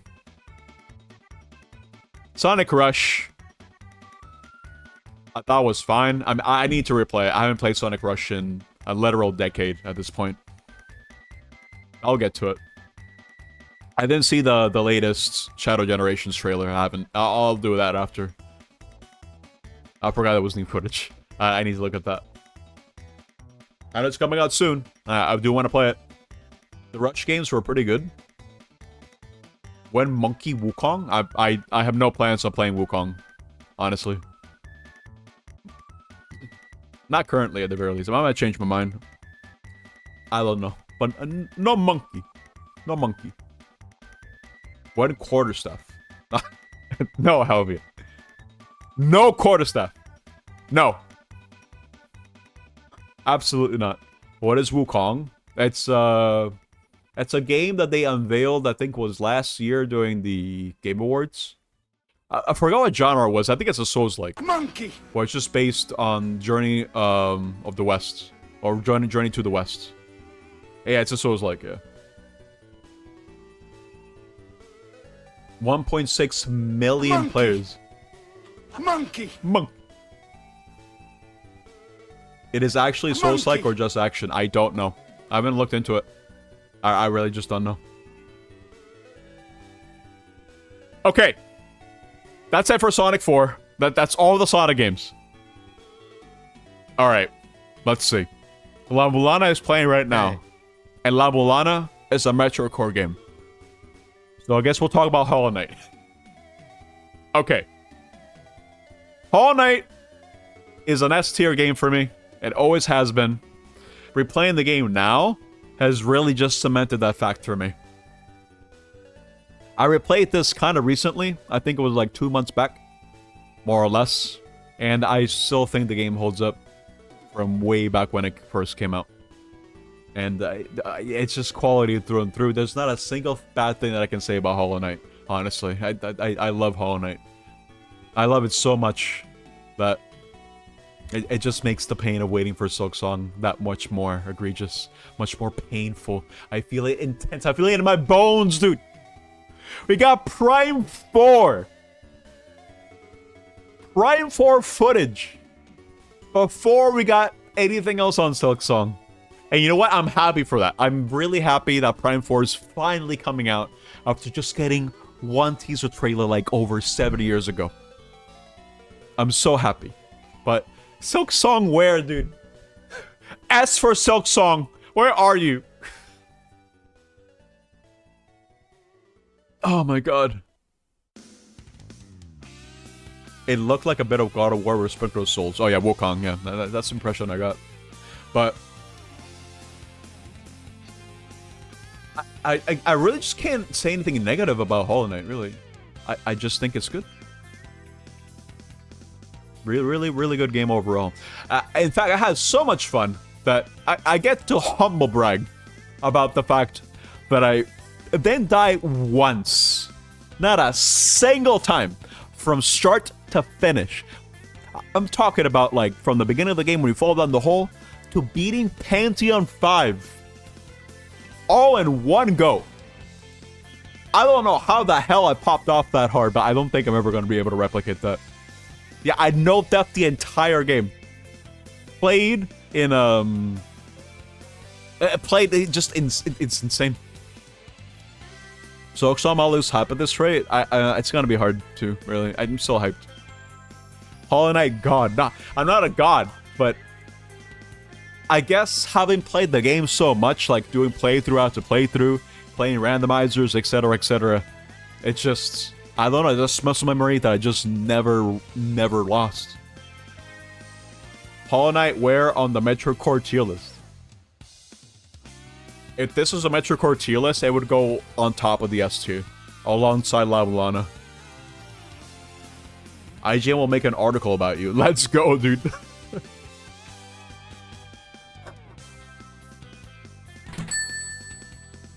Just say no. I'm not saying it. Smile. Thank you for the bits. I'm saying Metroid Core. You're not gonna stop me. Hello, Air Knight. But yeah, the Hollow Knight, if you haven't played it yet, I recommend it. It might just be your cup of tea. It's just quality throughout. There's a little something for everyone in Hollow Knight. Trust me, it's good. Alright. What do we move on to next? Okay, so Sonic song is playing right now. Sonic is gone. I don't have any more Sonic games. This is kind of like Sonic. Super Monkey Ball. Banana Mania. Was actually a really funny stream. It was really good. Are there RTS and city building elements in Hollow Knight? No. Monkey! There are not. Super Monkey Ball Banana Mania, for what I understand, Monkey! as a game in itself, Nice is smile. actually kind of bare bones and kind of a disappointment compared to the first 2 games. But that doesn't matter to me, because I never played Super Monkey Ball 1 and 2 up until playing the levels that are offered here in Banana Mania. And I kind of feel like the Banana Mania streams were the streams that just got better over time. Because I was playing by myself at first, but then I brought in other people like Mr. Streamer and Lena to try to do the levels as well. You know, do sort of like a tag team sort of deal. And it was quite the experience. Rank the monkeys. Okay, no, Gon is S tier. Gon, he's my bro. The baby, also S tier. I guess is A tier. You know, A for I. And then Mimi is like a whatever, B tier. Who cares? It's honestly a toss-up between Gon and the baby. For me, honestly. The baby. No, but I do have to. I just think that the Banana Mania streams are some of the most fun that I had streaming, for sure. That alone puts it on S tier. Honestly, it was just fun. It was never a dull moment for me. Especially when some of the highlights were the fact that when I gave Lena and Kai limited amount of tries to beat this one level because I wanted to get a move on, just play something else. They actually just beat the level. No problem. And we ended up suffering for like another hour after that. It's insane. I would recommend watching the VODs for that if you haven't been exposed to it. If there are any VODs I think you should watch, it's these two. Honestly. The Pico Park one and the Super Monkey Ball ones. I think they were very nice. Very good. The Furman Baby? Oh, I'll be ranking that, Carl, on Sunday. Don't you worry. This made for a very memorable stream, so I do appreciate Monkey Ball for doing that. There are a lot of OGs, a lot of clips from that alone. Okay, moving on. We still have quite the number of games to go through. So, Mario Kart music. So, we talk about Mario Kart. Okay. I played Mario Kart 8 a couple of times on stream. I believe this was my first community game because I wanted to test out the idea of dedicating Thursdays to have community voted stuff, which would also include multiplayer stuff. And, you know, I got a couple people joining in. It was fun. It was a good time. I would probably place it here because, honestly, when it comes to Mario Kart, after Wii, I kind of fell off. Wii just burned me out, dude. I took Wii so damn seriously. I don't know why. I got so invested in that game because I wanted to be like, okay, I want to reach the maximum number, the maximum ranking number. I did, but at the cost of just suffering through the sheer imbalance of the items. I don't think I've ever played a racer with such a catalog of unbalanced items like Mario Kart Wii. Yeah, I fell off and Lucky 2 didn't even catch me, dude. Wii was the worst Mario Kart game to try hard? Oh, absolutely. It burned me out. It burned out my engines, dude. The cart wouldn't start anymore after that one. Let me tell you. Because... Jesus Christ. It just really soured my experience. Playing Mario Kart 8 in a more casual fashion actually made the game a lot better for me. I mean, sure, I wasn't as cracked as I was in Mario Kart Wii. I mean, I can't say cracked. I was good. But I wasn't that good. But I think me going into the mentality of Mario Kart 8 just being more like casual fun, it made it a lot better for me. And it made for some fun community stream stuff, for sure. Funky Kong Supremacy, that's right. And you know who they added to Mario Kart 8? My new main dude, Funky Kong. He's in it, dude. He's in it. You think DS and GameCube are the best for that? Yeah, I agree. I also try hard in DS, for sure. A lot of that snaking, dude. A lot of snaking. I got good at it. I haven't played DS in a very long time, though, so that might be in the works for me to play at some point. Maybe host like a Mario Kart DS lobby, I don't know. I think that'd be pretty fun, but just an idea. Mario Kart DS is fun. It's good. Am I a 200cc gamer? No. That's too much for me. The mods for the S are good. I haven't looked at the mods for the S. I'm gonna have to start looking into that. The squid. Yeah, the blooper item. Yeah, it doesn't do anything. You can just look at the bottom screen. And even then, you can just like blow it away with the microphone. I guess Mario Kart DS was also a pretty good showcase of what you could do with the DS. So in that front, it was a good game. You could just guide yourself to the map. Yeah, that's what I mean. You could look at the bottom screen and that's it. Okay. What was I saying? What was I saying? Yeah, Mario Kart 8. It's a fun experience, for sure. I had fun with those streams. I have nothing else to say about the game itself, really. Okay. Next game. This is Shovel Knight music.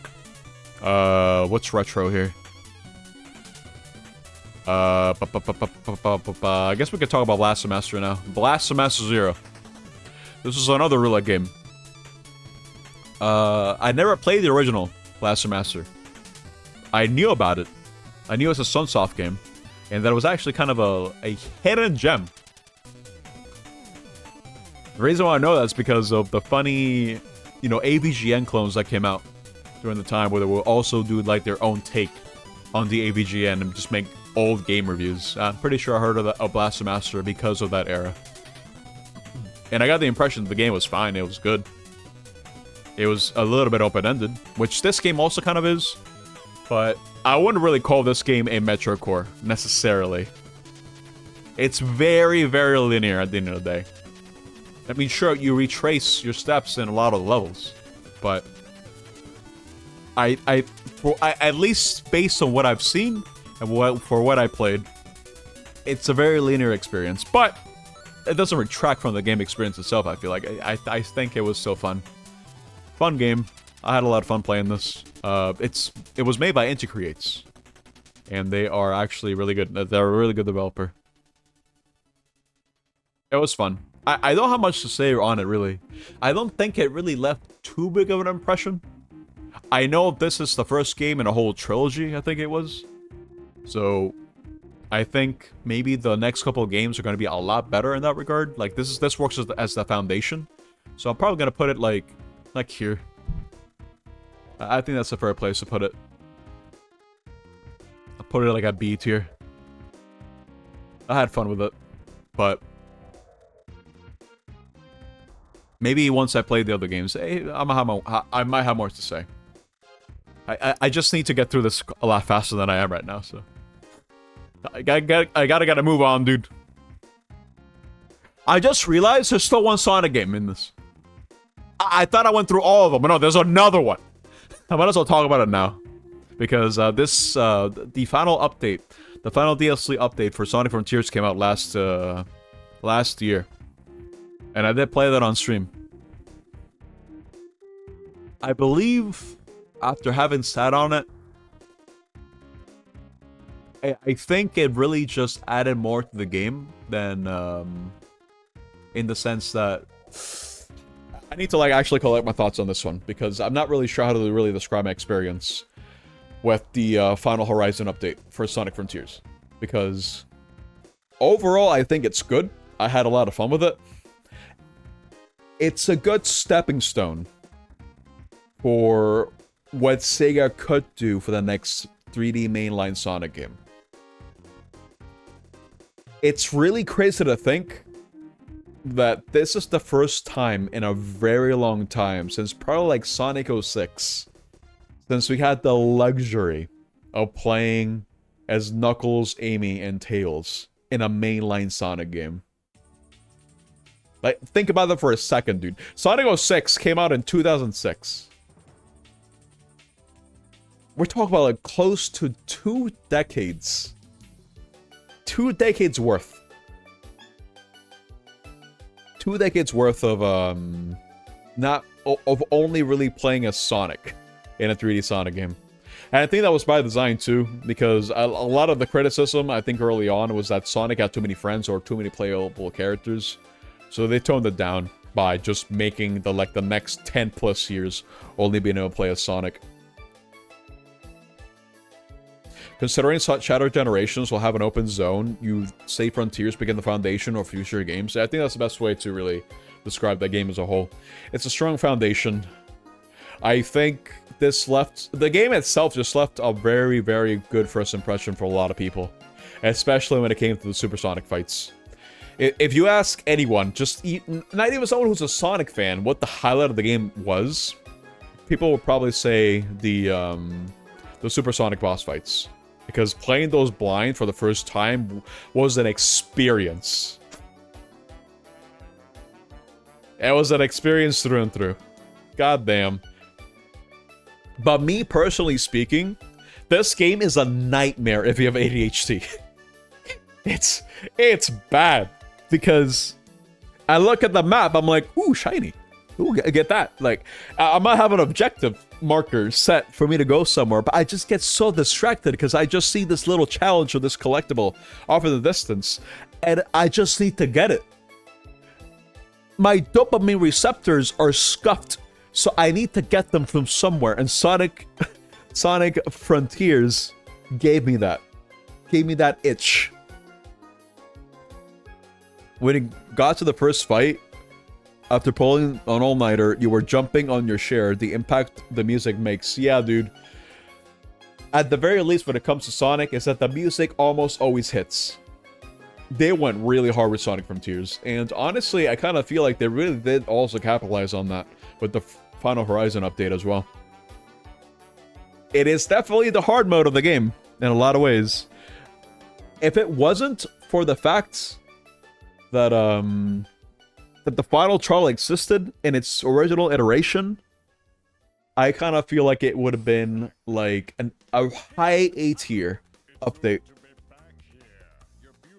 But just knowing how scuffed that particular trial was made it just an awful, awful experience. Like, the Shade, I'm so glad that Shade told me to not play that on hard mode. I would have been stuck there for hours on end. Yeah, the final trial was... It's not even fun difficult, right? Like, sure, you could beat it on your first try, but those fights were not made with the perfect parry in mind. Not at all. Especially in the perfect parry with just a couple of frames. No, see, yeah, Shade, no, the perfect parry isn't the issue. It's the way that the bosses were designed. They were not designed with a perfect parry in mind. Yeah, exactly. They were not designed around it. So, especially the Wyvern. Those telegraphs make no sense at all. Alright, the hitboxes for that attack. It just makes no sense. You can't even call it skill issue. Because what skill is there? Right? Like, there's no telegraph. Yeah, the Wyvern is so bad. If you get hit by the Wyvern, you have to spend like a year to get another chance to be able to counter an attack. So if you just screw around too much at the Wyvern fight, that's it. You're cooked. Start from the beginning. It would be less bad if the final trial had checkpoints, but it doesn't. It would be less bad if you could replenish your rings at least a little bit between fights, but you can't. The final trial is just bullshit. It's just bad throughout. Like, holy crap.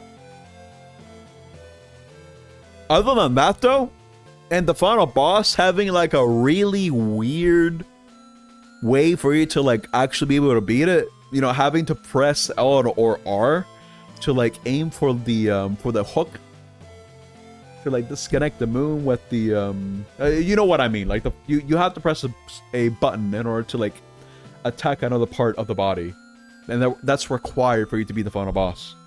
I feel like that wasn't really taught very well either, but other than that, I kind of feel like the whole update was very good. And the tower climbs were very good as well, because by that point you had to spin dash and you could get really creative with that way that you would climb. So honestly, I'd probably say the game is here. I'll probably put it like at a... No, actually no, I think I'll probably put it here. Right here. They tell you how if you're 100% the map. Yeah, they do tell you that. That's for sure.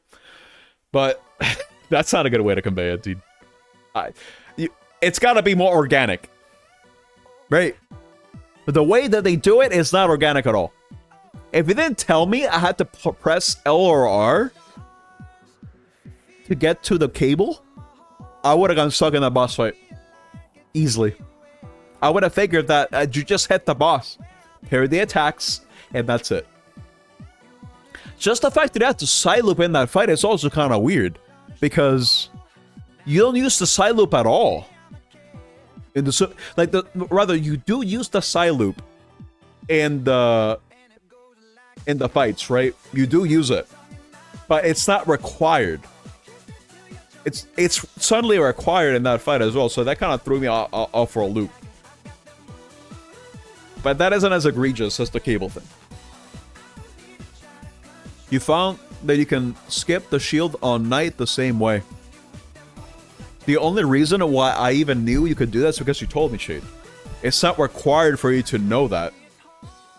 But if you know about it, it gives you an advantage. But it's not the required way for you to beat the fight. That's the key difference here. The game doesn't really teach you could do that.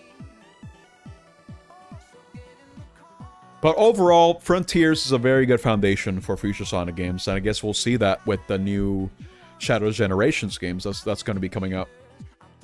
It is required for the trial? I mean, I guess, yeah. Might as well be required for the trial. Yeah. The timer is tight if you're on hard. Yep, it is. Absolutely. It stays here. Alright. Next game. What do I talk about next? I have an hour. God, I need to blast through these. Let's talk about Mega Man X4. Let's talk about this one. X4 is infinitely better than X3. It's like at least here. In B rank. At the very least, it's here. I hadn't played X4 in a very long time. The first time that I played it was during my teen years. Way back. We're talking about like close to over 10 years ago. I hadn't played it since. Playing it again, I still think X4 holds up in a lot of ways. It's replayable because you get to play as both X and Zero from start to finish. That's not like X3 where you can only play as Zero for a little bit in stages. I think X4 it's just quality throughout, really. I think it kind of misses the mark a little bit at the end, because I think the boss fights are a little bit bullcrap. But overall, I think X4, if I had to rank it between the other X games, I'd probably put it like...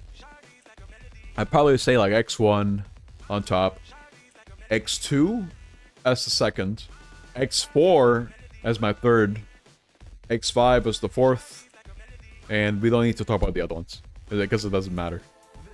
So, that being said, I probably put it, like, right here. I enjoyed it for what it was. But I've never been the biggest Mega Man fan. That's kind of like the thing about me. I like Mega Man, but I am not like a Mega fan, you know? I'm not a Mega Man fan-ish. I like the games, but I've never been too big on it. The number of the X games are already ranked by the numbers. Okay, buddy. There's no way you're putting X3 as top 3. Absolutely not. Get out of here. Alright, moving on. Let's talk about... I have so many games left, dude. Oh my god. Speaking of Mega Man, let's talk about Gravity Circuit. This is a game that I recently beat on stream. And honestly, I honestly think it's really good. I'd probably put it here. Right beside Sonic Frontiers. It's Mega Man X plus Mega Man Zero, but with its own twist. You have to get up close and personal, like in Zero, but you have so much customizability. So many different ways to play, and the game is balanced around it for what I can tell. It's the Mega Man experience you've come to expect, but it can actually maybe blow those expectations out of the water, depending on what you're looking for.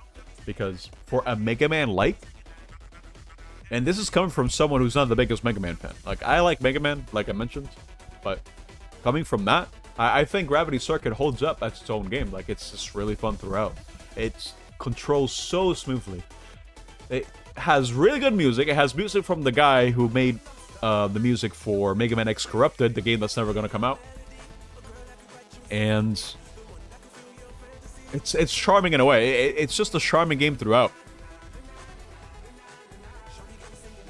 Well, it's better than 5, 6, 7, and 8. So yeah, maybe you are. Okay, buddy. He doesn't like 5. Okay. I see how it is. We'll get to 5 eventually. No, but Gravity Circuit is just fun. It's fun throughout. I know Omega really wanted me to play it. And I can see why. It's a good game. I like the movement the most in this game, for sure. You have so much room to move around. More than the Mega Man games, really, I think. You have different ways to tackle different obstacles, and once you get into the groove of it, once you get into the zone, so to speak, it becomes quite the experience. I think it's good. I think it's a really good game. I'll definitely be wanting to be playing that again. Okay. What's the next game we should talk about? Let's get all the Mega Man stuff out of the way. So let's talk about Luminous Avenger X. So this is another Inti Creates game. They've also made they also made Blast Zero. And a whole bunch of other games. This is a spin-off series. Because it's based on the Gunvolt. This is based on Copen, which is like the Zero of that universe. And for what it was, I think the game was fun. I enjoyed it. I think my main problem with the game is I don't feel like it really left that big of an impression on me, really. Like, it was good. I liked it. But other than the twist at the end, which I'm not really going to try to spoil just in case you're interested in playing this, I don't know. I kind of feel like it didn't leave that big of an impression. Like, I like Gunvolt, and because I like Gunvolt, I like this. But I don't really have much else to say about it, really. I think it's fine, but I'd probably put it, like, maybe here. It's better than Blaster Master Zero. I think I had a better time with this game than that one. But I don't have much to say for that one, really. Okay. Let's talk about Jet Force Gemini, actually. Jet Force Gemini had its moments. Believe me. Like many other games in this list, I hadn't played this game in a long time. I played it on console during my teen years. A long, long time ago. Because it was during a time where I didn't really have any internet. Nice smile. And, I didn't have a PC. And I kind of figured, you know what? I think it's finally time that I play Jet Force Gemini. And I did. And I liked that back then. But I didn't remember what my impressions of the game were. I think the best way I can probably describe Jet Force Gemini is that it's a very ambitious game. Because that's what Rare was back in the day. They were very ambitious with the types of games that they would make. The games would keep getting bigger and bigger and bigger with each subsequent release. And this game is no different. I haven't played it now. Well, I played the Rare Replay version, right? And that has better controls, better frame rate, just better performance throughout. It's a lot easier to play. The thing that really just holds this game for me, right? The thing that just makes it not A tier is the fact that you have to rescue all the tribals. And that in itself can be an extremely tedious process. It took me a while to beat this game. 7 parts. 7 whole parts, dude. And part of the reason is because I was missing ship parts to make it to the final level. Oh my god. But I do look back at this game fondly. Also haven't streamed it. I think the gunplay is really fun. Exploring the levels are fun as well. It's just so damn tedious, dude. If you lose a tribal, you have to restart the whole damn level, and I just think that's... Huh? No, dude, that's garbage. That's just padding. I don't like that. It's a skill issue if you lose a tribal, but it's also a pain issue, because it's like, come on, that's too punishment. That's too big of a punishment. You think you have all the ship parts? Yeah, dude, I wasn't even close. That was like the one highlight of the stream for me. Just the fact that we were just counting down the parts and me wondering, huh? Why can't I go to the final level? But it turns out I was missing like half the ship parts. Spent like half an hour just trying to figure out what the hell was I missing. You still hate that you didn't know what to do for so long because you couldn't read? Yeah, dude. Oh my god. It sucked. So that being said, I recall that Jet Force Gemini was the first time that I've seen Carl a lot more actively on stream. That's when he started sticking around, I believe. So that's cool. Game is cool. Made for some good conversation, I think. But overall, I probably have to place it here. Jet Force Gemini has to stay there. It's a good game. I really think it's a good game. It's just, it's really held back by questionable game design. At least for me. What do I talk about next? I have so much still. I have 50 minutes. Alright. Let's talk about TF2. I believe I played this shortly after the first Mario Kart 8 stream as a way to test community game stuff. And I did play this with a lot of people in chat, I remember. Like, we would just join in lobbies and just play the game for the hell of it. Just go to, like, public lobbies and just go. Just shoot. I played TF2 for a very long time. Back in, like, 2010 to 2012. Like, this would be the main game I would play. That was my main addiction at the time. I remember the game very fondly when it went free to play. I played it a lot. I think it was a good game then. I know it still has a very dedicated player base to this day, because the game is just that good. But I don't know, I kind of feel like it fell off for me personally, because I had my share of the game, and it was fine, but I probably maybe put it like, in terms of enjoyability, maybe like, I don't know, like maybe here. Mid-tier. I think I'm past my prime when it comes to TF2. Like, sure, I might play it again at some point, but it's not something I'm really going to be wanting to do anytime soon. I don't have much else to say about TF2, really. It was a fun stream, but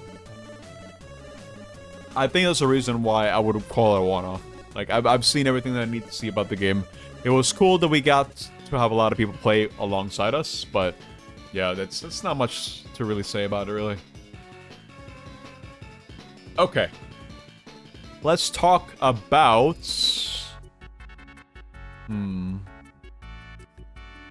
Trying to think here. What do I pick?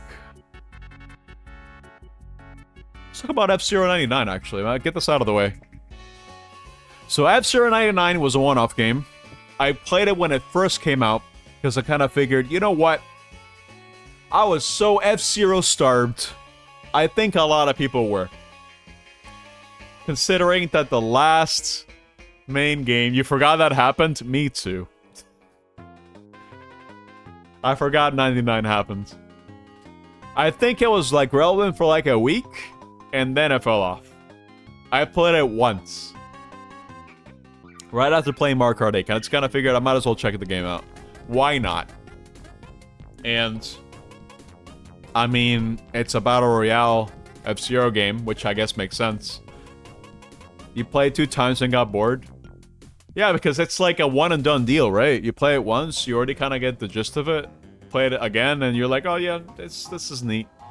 But this is far from what people were asking for, myself included. You watched Moon play it for a bit, that was funny. It's too chaotic. Yeah, it's chaotic, and it's fun in that regard. It's a good idea, it's just... I kind of feel like this is like a Federation Force situation. Well, this is not the thing that people were asking for, right? When it comes to, you know, there's a big drought in the series. So we want something like GX or something. But no, we get this. It's kind of a meta. I don't know anyone who plays this anymore. But the game is dead now anyways. Yeah, it's like the same thing that Nintendo does all the time with their Battle Royales. Right? Like, they had Tetris 99, they had the Mario, 16, I forgot how many players were there. Like, they're only relevant for, maybe the first couple of weeks, but then people just stop playing them. Yeah, at least 1 week, and that's it. Like, the magic is gone after that. And then they just discontinue it. It's like, okay, cool. So I guess in that sense, I probably just put it here. I mean, it's kind of a mediocre experience throughout. Even for the little that I played it, it was fun, but it's just kind of whatever. Not really much to talk about there. Now F-Zero X though, hold up. F-Zero X was a wild series of streams. Because my main goal was to try to beat all the cups. Right? Beat all the cups. And just experiment more with the game, try to get better at it. And little did I realize that I didn't really know how to play the game very well. This is the type of game where you just go, right? But I was getting filtered really hard. Especially since I was using the worst racer in the game. Where instead of racing, I just had a bloodlust of just killing every single driver. Using the black ball. I think that was funny. At the very least. But at the end of the day, I still had a lot of fun playing F-Zero X. It was fun. I think it still holds up. Between this or GX, I still think GX is the better game. Technically. The game isn't end of service. Wait, it's still going? That's actually kind of surprising. Damn, dude. But no, F-Zero X still holds up. I think it's a good game. So if you haven't played it, go ahead. I think this... If you want to play F-Zero, play this one. Then GX. Because GX is really hard. You need to get acquainted with how racing works in F-Zero if you're going to be playing GX. And F-Zero X, I think, is a good starting point. You'll get acquainted. It has good music. It has good tracks. It's a fun game. It's short, but fun. So I'll probably place it maybe here. Yeah, it's a good mid-8 rank. Put it there. Okay. Let's talk about Grabbed by the Ghoulies, actually. Since it's looking kind of big, I don't want to get out of the way now. So, I believe this was the first game that was picked by The Wheel in Season 2, or one of the first. I don't remember which one was first.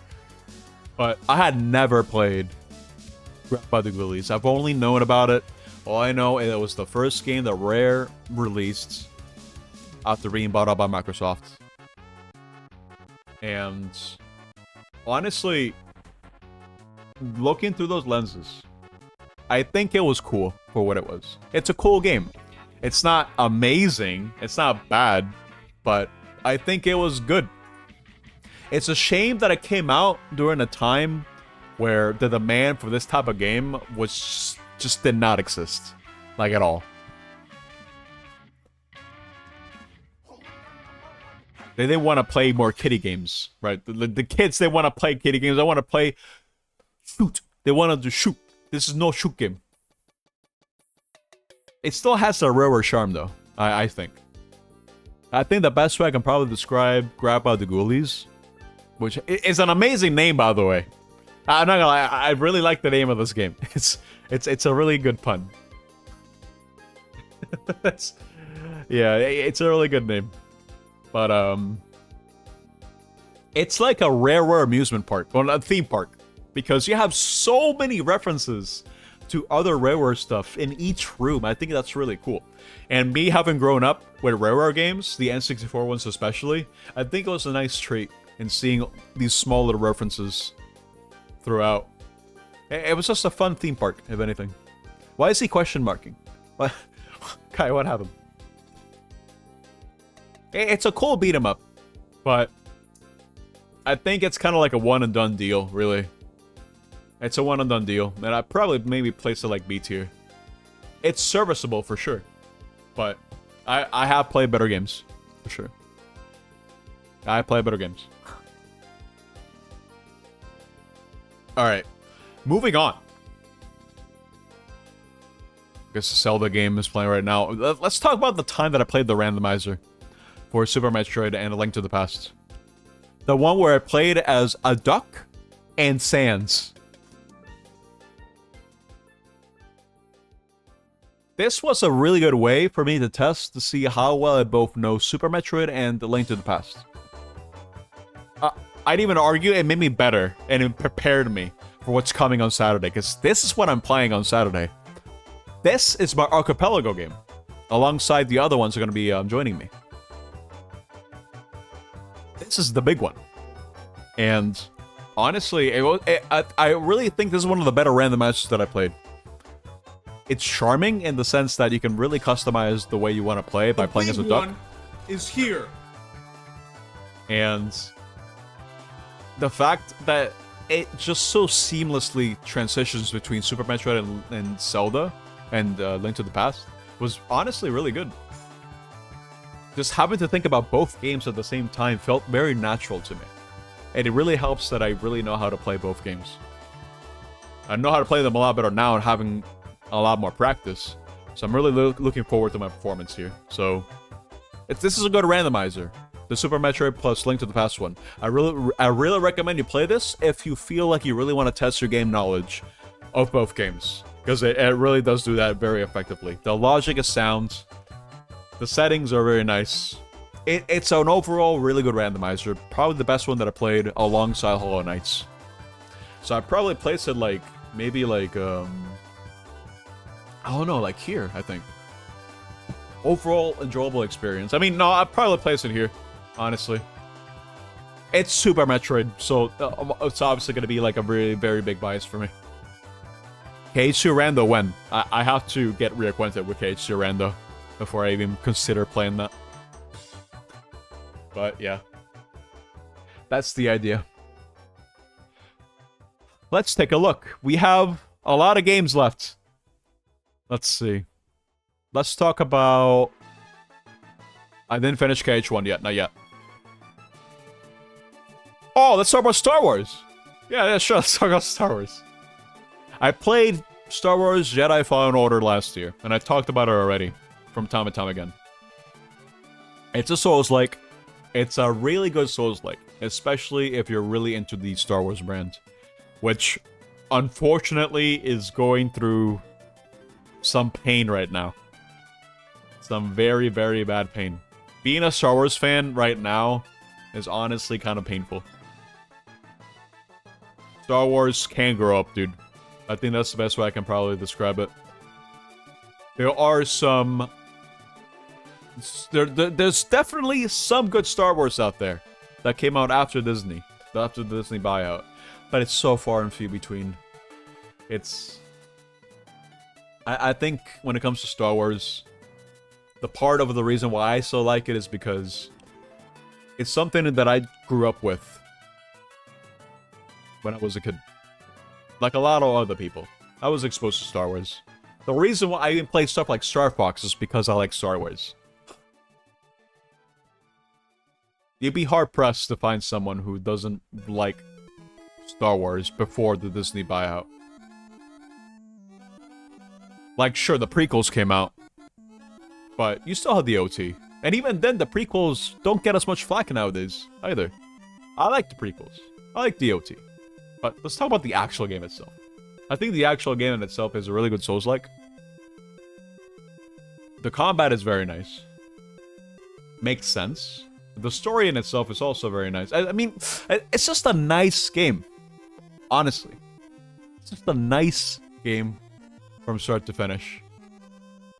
It made me to... It scratched that Star Wars itch, you know, because my favorite Star Wars game of all time, it's Rogue Squadron for the N64. But this one comes close, I think. I'm looking forward to playing Jedi, what was the sequel called? I forgot. The sequel to this, so Jedi Fallen Order, I always forget. Jedi Survivor, I think it was called. I'm looking forward to playing that. I do have it, and I do plan on streaming that eventually. But I do want to play this. I do like this game a lot. So I guess I'll place it like maybe like here. Jedi falling down the stairs and you can't get up. No.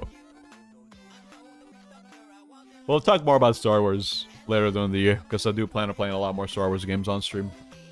But I do need to get a move on. I'm hungry, and I still have a lot of games.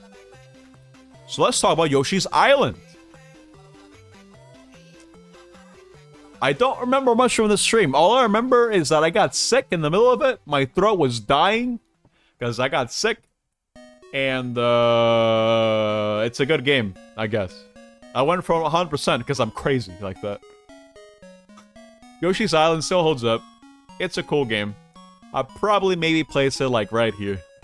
Honestly. I don't have much else to say about Yoshi's Island. It's a good game. If you know, you know. It's probably like the best Yoshi game out there. Next to Yoshi's Story. They're both equal. I love Yoshi's Story. I'll play that on stream one day. It's a top 5 Super Nintendo game for you. It's definitely up there for me. I won't call it top 5, I don't think. But it's up there. I like Yoshi's Island. It's really good. There's like 4 Yoshi games, not a high bar. Okay, let's count them. Yoshi's Island. Wait. Yoshi's Story. Yoshi's Island DS. Yoshi's New Island, that's 4. Yoshi Topsy-Turvy, I think it was called. That's 5. Yoshi's Woolly World, 6. The Yarn Game, 7. Yoshi's Island DS, it's the same game. Yoshi's Dream Car, what is that? He's trolling. Add game Yoshi's Story. Oh my god, Cord. Yoshi's Island DS is definitely the same game, but it's just worse. It's not the same game, Kai. Hold up, no. It's not the same game. You get to have baby Donkey Kong. Baby Wario. Baby Peach. Wow. That's crazy. Yoshi's Dream Nut. No, dude. Yoshi's Unleashed and Bloodthirsty. I mean, he is a dinosaur. It's the same game like Mario 64 DS is the same game as Mario 64, but worse. You forgot Touch and Go. Oh, sorry. 8 Yoshi games. I forgot about Touch and Go, you're right. There are only 2 that matter, it's fine. Yoshi commits tax evasion. 9 games. The problem with Mario 64 is on DS. Yep. I don't think Mario 64 DS holds up. I'm sorry. I don't think it's good. It's an infinitely inferior version to the original Mario 64. Nothing comes close to 64. I'm sorry. If it was on another console, it would be way better. I agree. Why was Yoshi's Island called Super Mario World 2? Marketing. That's it. It's just marketing. out of the premise that it would sell because it's Super Mario World. It's kind of like the same deal like why Super Mario Land 3 is Wario Land. Just to sell more copies. It's a prequel as well, I suppose. Same reason, all Mario games on Advance. Yeah. Mario 64 model controls is probably better. Yeah, it is. I still think 64 holds up. But, you know. Sequels being prequels is a new. Yeah. Now, I guess a prequel is still a pretty good way to say, because, I mean, it's a prequel to the game that Yoshi got introduced in, which was Super Mario World. But other than that, that is the only connection. The gameplay is vastly different. It has Mario in it.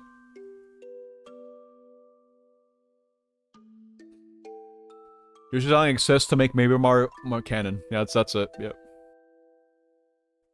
It's the crying game, so it's Kai's favorite game. If Kai ranked this, it would go on the cry tier.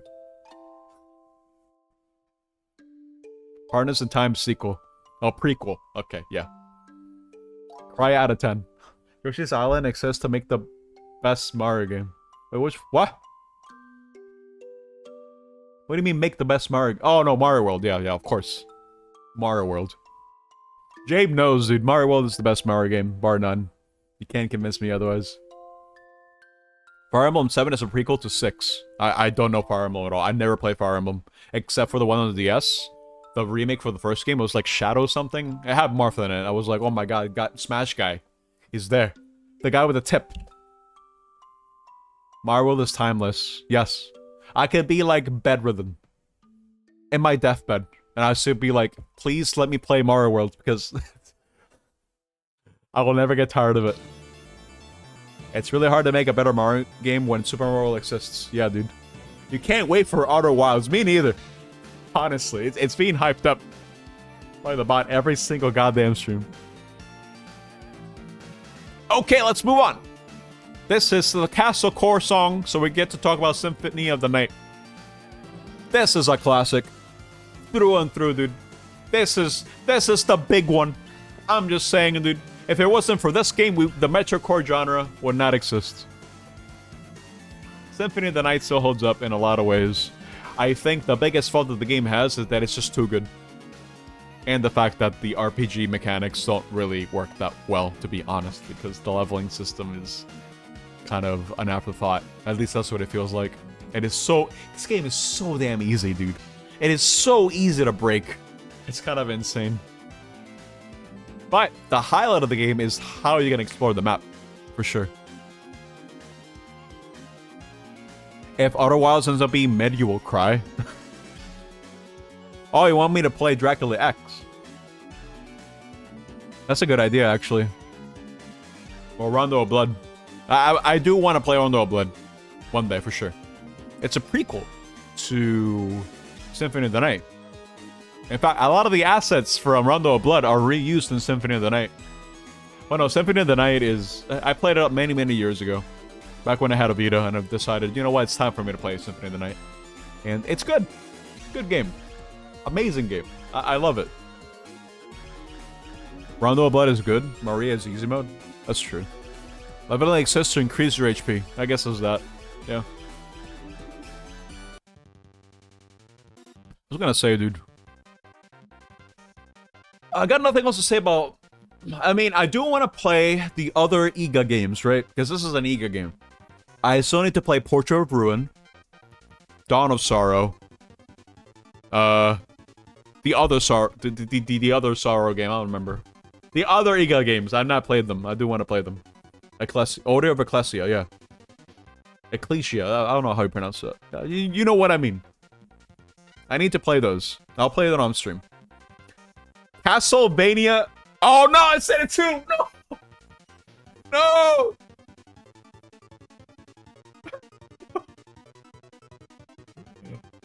Play it. No, dude. I don't want to. I'm on the list. No, dude. Oh my god.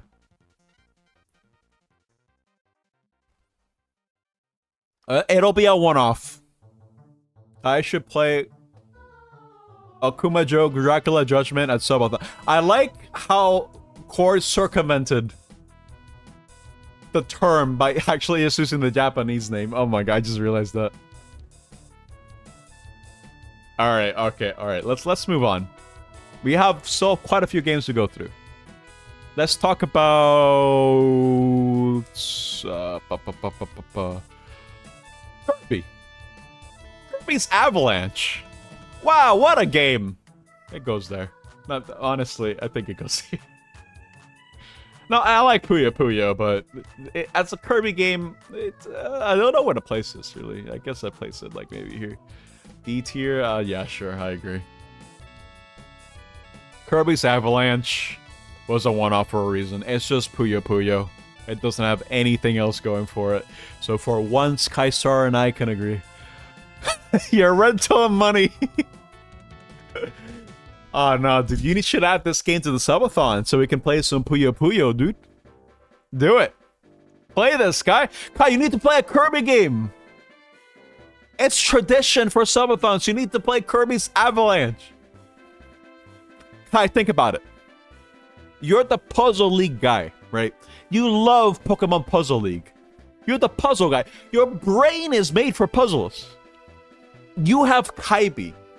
This is the perfect blend. You know how you blend beans? Like the Puyos are like beans, right? This is the perfect blend for you, dude. You get to drink this. This is it. I offer you my Kirby Avalanche. Take it, dude. Take a sip. Like, return to these nuts land. This isn't bullying. I'm leaving. No. No, dude, you gotta play it. Add it in there, dude. Come on. He's so mad. Oh my god. Okay, no, it's fine. Kirby's Avalanche is just a Puyo Puyo clone. Just like Dr. Robotnik's Mean Bean Machine and other clones that are like it. Superstar Crystal Shards, who cares? Poo poo pee pee. For me, Crystal Shards is the better game. It's equal, and that's not better. It's equal to Superstar. I like both games for different reasons, but I think they both hold up very well. But that's because Crystal Shards was my first Kirby game, and I'm extremely biased. Why? I'm just saying. Don't get hit by the. Oh! What's up, Esops? You like my tier list so far, dude? The Neo one is okay. I love Superstar. Kirby Superstar is a great game. But it's not Kirby's Avalanche, that's for sure. Ratchet & Clank is S tier. Okay, we'll talk about it now then. How about that? I have nothing else to say about Kirby's Avalanche. Ratchet & Clank was actually decent, no? I liked it. I like Ratchet & Clank, but I kind of feel like it's suffers from that problem of it being the first in its series, and the developer is still trying to get a feel, you know? Trying to get a feel for how the game works. For the type of game they want to make. That being said, though, I still did enjoy my time with it. It's charming. I like the characters in it. I like the dynamic between Ratchet and Clank as a duo. Ratchet's a jerk. Clank is naive. They both had completely clashing personalities, and I loved seeing that play out in the game. I think that's some of my favorite dynamics, honestly, when it comes to how characters bounce off each other. I think that's effective. Yeah, it's a very solid first game. I think I'm gonna place it like on a mid-A rank. I think I did enjoy Ratchet & Clank a lot. I think it's really good. The gunplay was good. The game, just the whole overall gameplay is good. You had like a variety when it came to level locations. You had banter. It was just a good time, really. It was a very chill game to play. Very chill. Kind of on the easy side, but that's fine. I guess it's still on Kirby. Line is good, yep. Better than Star Allies. I never played Star Allies. Super Kirby Clash is funny. Is that the 4-player brawler? Kirby's Adventure is good. I hope that it's good, Kai. I'm just saying that Kirby's Adventure is the time where you became the Mr. Streamer. Okay? That's the epitome of Mr. Streamer. Ask anyone else, and they will agree with you. They'll agree with me when I say that Kirby's Adventure was the time that Mr. Streamer became Mr. Streamer. I remember his controls were so bad, but dude, Kai, think about it. Think about the legacy because of Kirby's Adventure. Yeah, I also agree that there are no bad main Kirby games, honestly.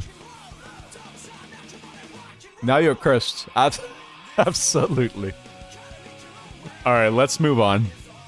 I have 20 minutes. We gotta be fast. Okay, let's talk about... Let's talk about Armored Core, actually. I haven't talked about this in a while. Yeah, think about the legacy. Exactly. Janitza knows, dude. I think the worst main game is probably Yarn if you count it. Yeah, there it is. That is nostalgic, dude. 2 years ago. Imagine that. Alright, guys. Armored Core was the first game that I played after the first anniversary. And I honestly want to say it was a really good start. If it wasn't for Armored Core, we would not have Smile Cool. We will not have Smile Cool. Smile Cool is here to stay. That is part of my branding. It made the emote, dude. We spent like the first couple of minutes, or the first half hour, just making Smile Cool. Smile Cool is alive because of Armored Core. Now, as a game itself, it's really rough around the edges. That's right. What? Smile Cool here to stay. Yo! It's Smile Cool. Look. It's scuffed. Why do you sound so scuffed? I'm driving home, baby. Yo, come home. That microphone was amazing. Monty ass microphone. Oh my god. Yo, wave to the camera. Oh god, what's happening to me? I'm waving. Oh, help. Goodbye, Smile Cool. Yeah, don't wave and drive, dude. Take it easy. Why did he become R2-D2, dude? He ran up the same cliff on the GIF. Oh my god. Okay, anyway. Thank you, Consummate, for the funny bit. Jesus. Oh my god, okay, I'm good. Alright, let's talk about Armored Core real quick. Alright, it's a good game. I enjoy it. It's so rough, though. This game punishes you so severely. Every single thing you do in this game costs money. Every single thing. Shoot one bullet. That is -1 to your account, dude. That is -1 to the amount of money that you have in the game. I'm not even kidding, dude. Anything that you do in the game costs money. And it's really hard to make that money back if you're doing really badly at the beginning. It's really hard to bounce back. It got so bad that I got stuck and I needed to restart the game from the very beginning. Because I just could not progress. I got !dead.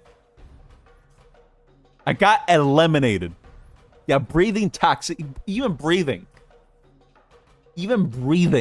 you were taxed. It's a really hard game. I'm sure that once you understand how things work, it becomes a lot easier. There's a lot of skill expression, but the fact that this is the first Armored Core game, it's rough. It's quite rough, but I still had a little bit of fun with it, right? This song is driving me crazy. I need to switch the song. Okay, let's do that. Okay. I think Armored Core 2 and beyond will probably be better experiences. I am looking forward to playing the other entries in the series, just so I can finally, maybe, get to the latest game of the series, but that'll be for a while, I think. It'll take a while to get to that point. Play for an answer? I want to. I definitely want to. But I think the way I'm going to approach this, I'm going to be playing the Armored Core games in chronological order on release. So the next one on the list is going to be Armored Core 2. Every bullet hurts your bank account. Now you know how a gun guy IRL feels. It's not immersive, huh? I mean, I guess that makes sense. Every bullet counts. Every time you take damage, it counts. He made a clip of the Smile Cool moment. Oh my god. Okay, alright. Let's move on. Let me see. What can I talk about?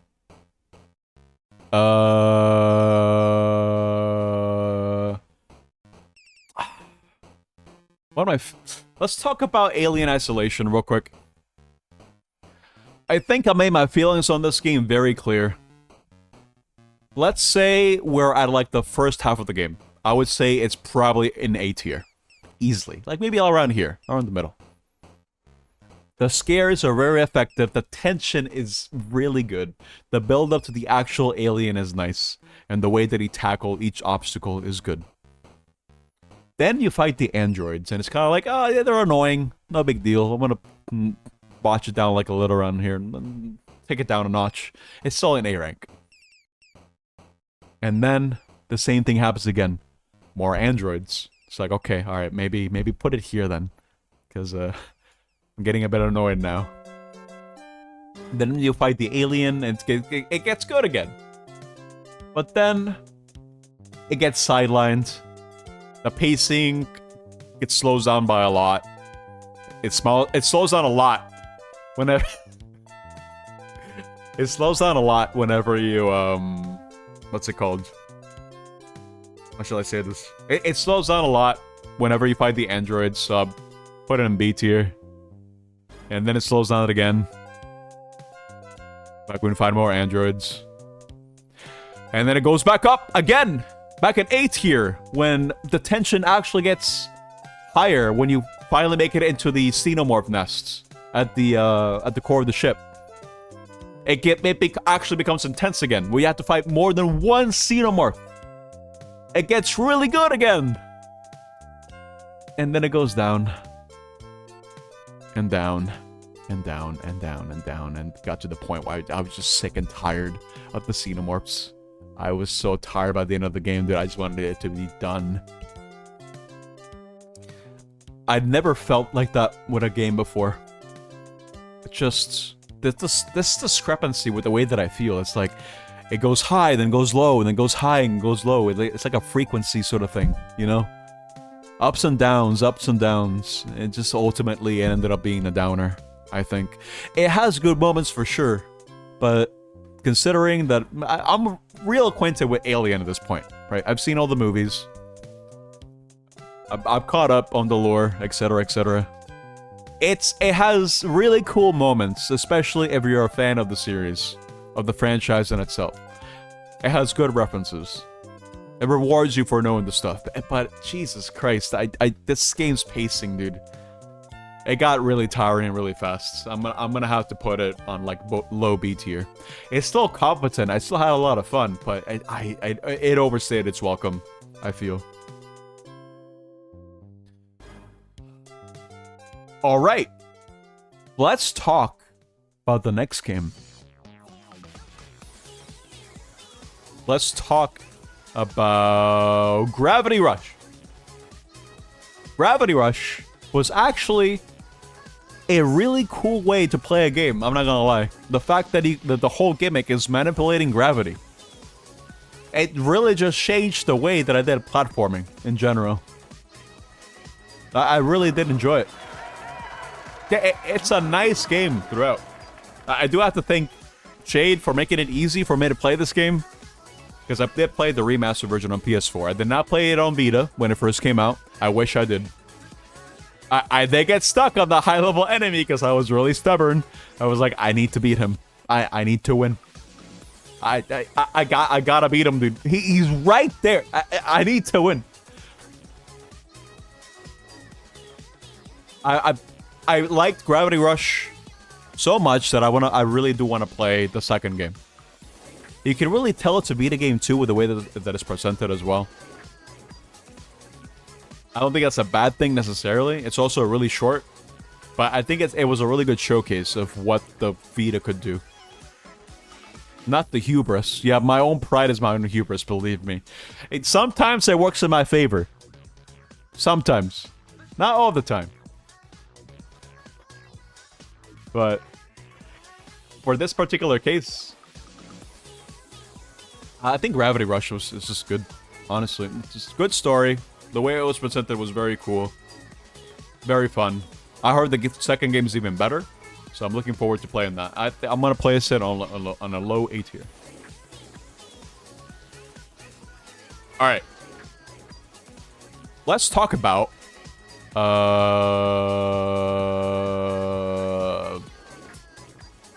Dark Souls 2.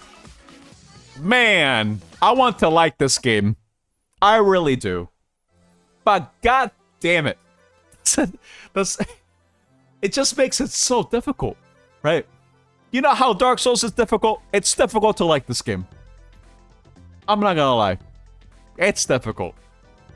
On one hand, I think it has improvements, right? From the first game. I think the combat is better in some ways, but worse in others. The level design is the thing that takes the L easily. If I was judging this based on level design, I would put this in D tier, dude. Easily. D only because you haven't completed a single Dark Souls game? Okay, Janitza, you need to play Dark Souls 1. Do that one. Trust me, it'll ease you into it. You can play the remaster version.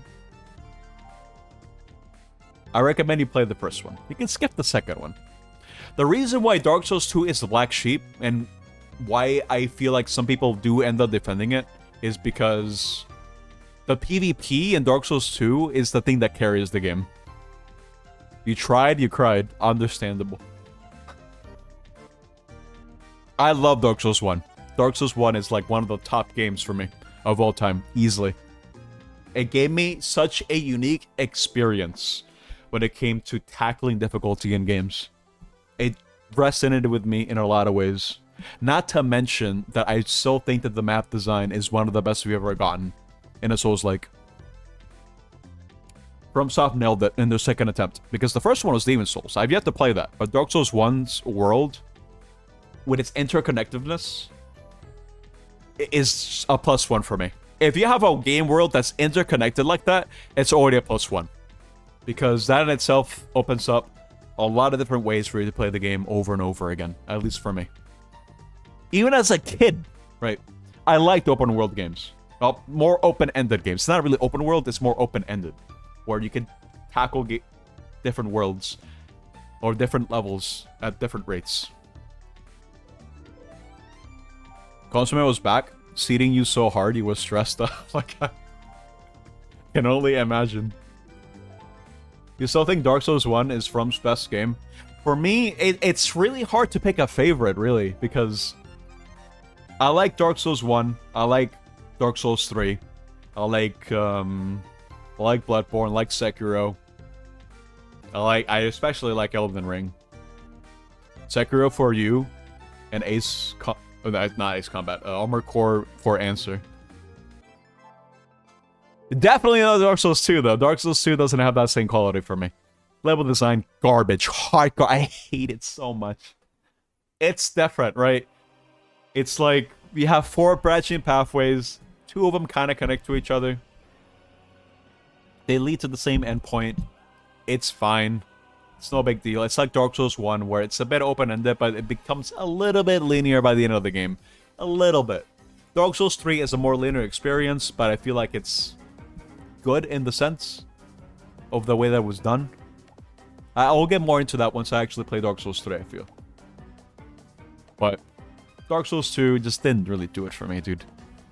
The DLCs is what carries the game for me, honestly. The DLCs are the highlight for Dark Souls 2. Because they had some semblance of actual good level design.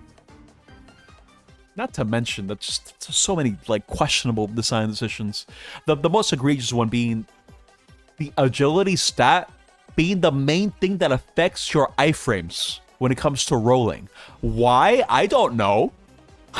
But it's like that. There's no way for you to know that at all. I mean, you can make the argument that that's the sort of thing that you would also kind of experience with Dark Souls 1, where there are a lot of things you just don't know about, and you would have to use, like, talk to other people or use online guides to, like, really know what's going on. But I don't know, dude. I kind of feel like that's just bullcrap. The fact that a fundamental skill in the game they're going to be relying on for, like, the entirety of the experience, for the most part, not knowing they're being crippled because of a stat is, I don't know, dude. It kind of puts a bad taste in my mouth. I hate it. This game is enjoyable in some parts, but overall it's kind of like a bad experience. So I'm going to put it on a low B tier, because it has good moments, believe me. But no, dude, it's the black sheep for a reason. It stays there. Now, we're gonna go from a bad experience Nice smile. to an amazing one, dude. Listen, I'm just saying, Glover? Nah, hold up. Glover? He gets his own tier. Glover is an experience. I love the little glove guy.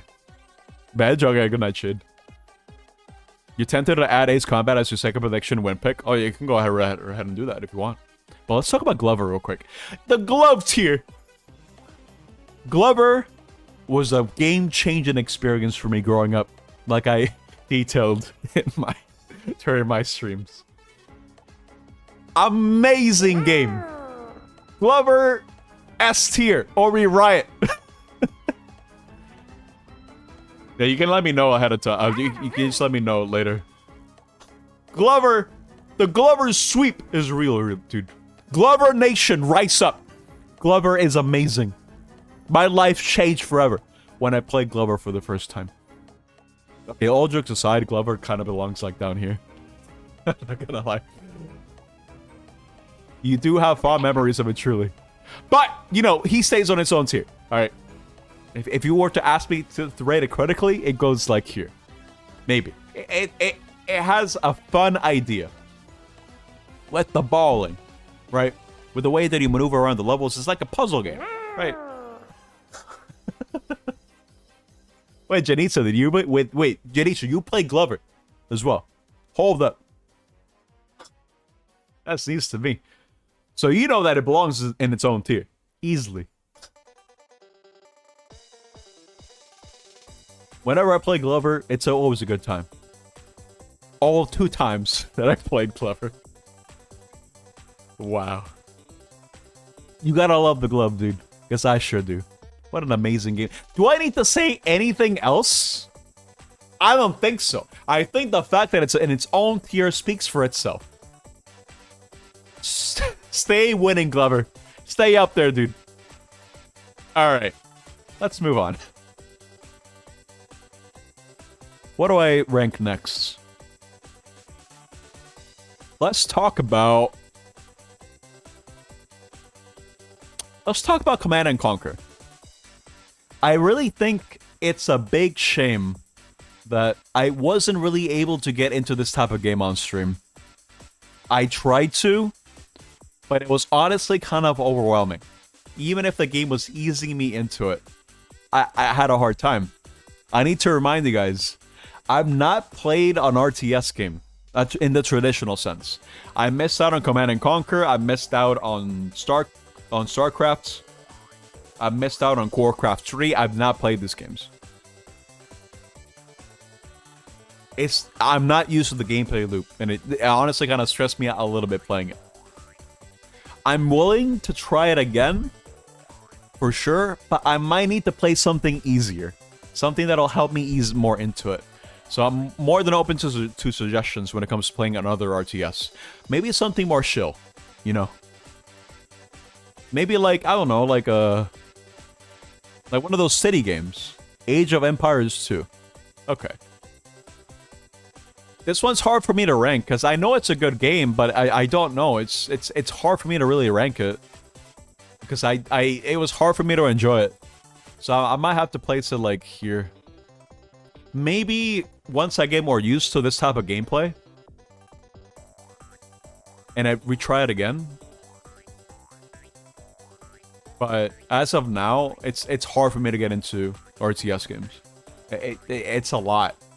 It's a lot. I like micromanagement, right? I like the whole idea behind it, but I have to be comfortable with knowing what to use when, because I was struggling a lot with that with this. Command & Conquer. Age of Empires 2 is easy to get into. Warcraft 3 I would like. Okay. I'll keep those suggestions in mind, because again, I'm open to the idea. Okay. Let's talk about... Talk about Jak and Daxter 1. I like Jak and Daxter. This was my first PlayStation 2 game, I'm pretty sure. The first one that I got. It's a really it's a really solid platformer. I think when it comes to genres in general, you can never go wrong with a platformer for me. I'll always like them. I'm always the jump guy.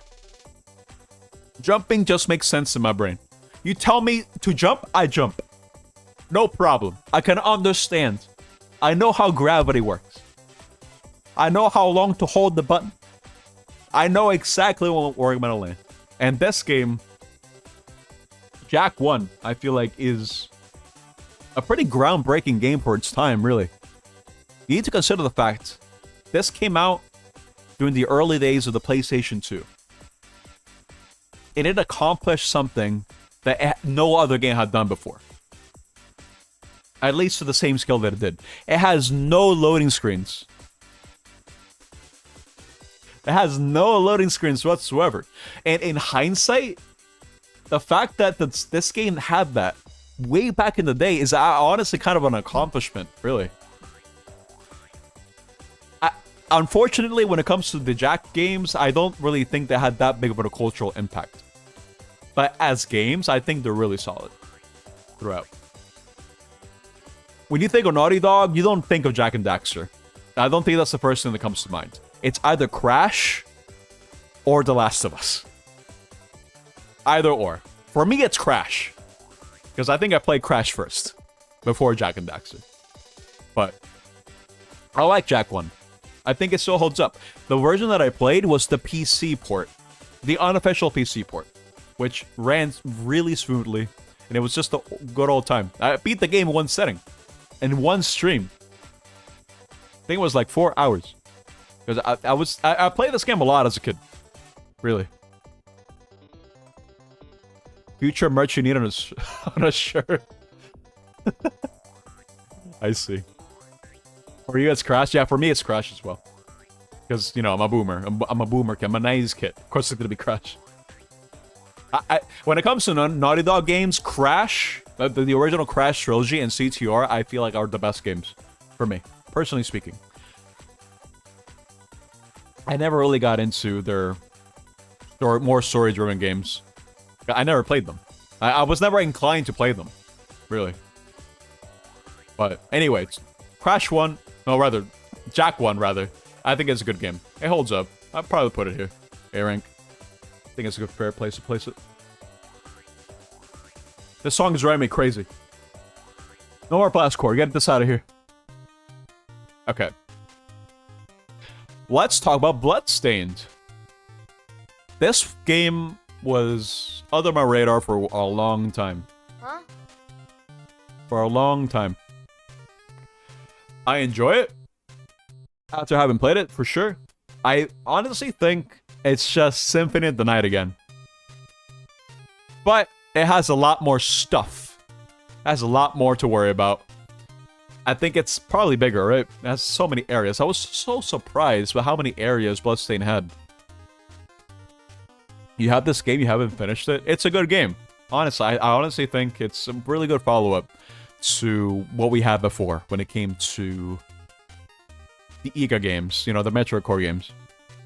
I think it's good. It has a lot of customizability. You can change how Miriam looks, which is cool. I like that. A lot of things to unlock. A lot of different weapons, too. I mean, I ended up just kicking everything to death. Because the game gave me that luxury. But I think what makes a good Metroid Core game is the map, right? And I think this game accomplished just that. If I were to play the game now, I would remember where stuff is, more or less, and on the map. I'll remember, okay, considering that I've gone through this area that many times, it makes sense for this area to be here, etc., etc. The map makes sense. It's really effective in that regard. So that being said, I will probably upload it here, because you can really tell it had a budget, because I honestly think that a lot of the cutscenes, a lot of the way that the models look and are animated and etc., it's a bit rough around the edges. It's a bit distracting. But this game has Solid Snake in it, so it moves up a little bit more. I just remembered that. I just gotta remember that. It has David Hayter as a voice. It's incredible. He sounds exactly like Snake. And that's the funny part. But no, it's great. Honestly, Bloodstain is great. I can't wait to play the other games that are a part of the series, like the ones that are more like the classic Castle Core games. I can't call it. You know what I mean? The classic Dracula Castle game.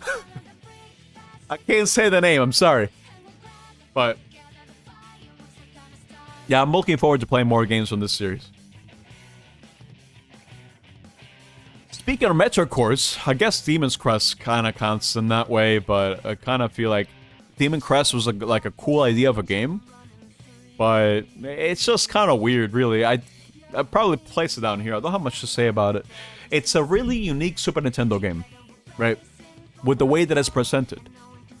You're talking about like medieval, with gargoyles, it's really cool. It's very open-ended with the areas that you can explore, but it doesn't feel like a complete game, if that makes any sense. I feel like there's a lot missing. And yeah, the main highlight of that stream series was the stupid password. Oh my god. How did I forget about that? That was the highlight of the stream series. I'm gonna probably put it here then. Because of that. But the game itself, for me, it left a lot to... I don't know how to really explain it, but it left a lot to be desired. I feel like they could have done more with the idea. It's a cool game in its own right, but I feel like they could have done a bit more. That's all I have to say about it, really. Let me, hold up. Let me see. Alright. So the music's playing. So I guess we'll talk about Oracle of Nut. This game is the reason why there's such big nut obsessions in this group, dude. You can blame Mr. Streamer for this. He picked this. This is the nut game. I'm telling you, dude. I've not played the Oracle games in a very long time. Let alone ages. Oracle of Nut. No. Oh my god, why did he have it as a quote? Oh my god. No, but for real. Same, you can't blame me. Yeah. This is the nut game, dude. Okay. So when it came to the Oracle games, I played Seasons as a kid. I never played Ages.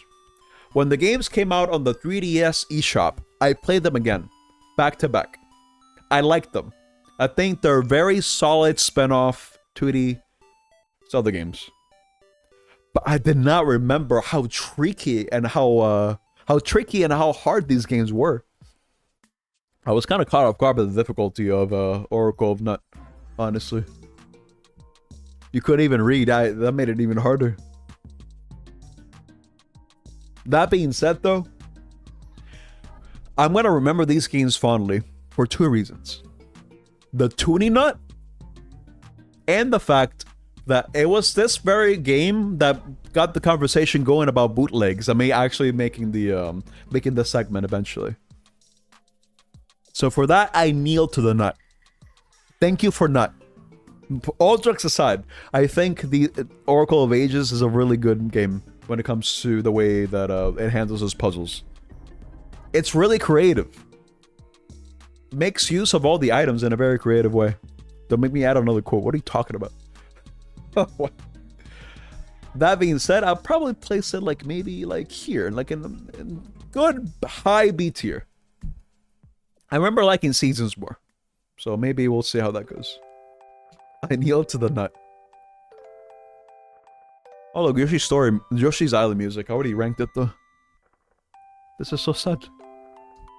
Alright. How about we talk about... Let's talk about Extermination real quick. Okay. It's time to sleep. Alright guys.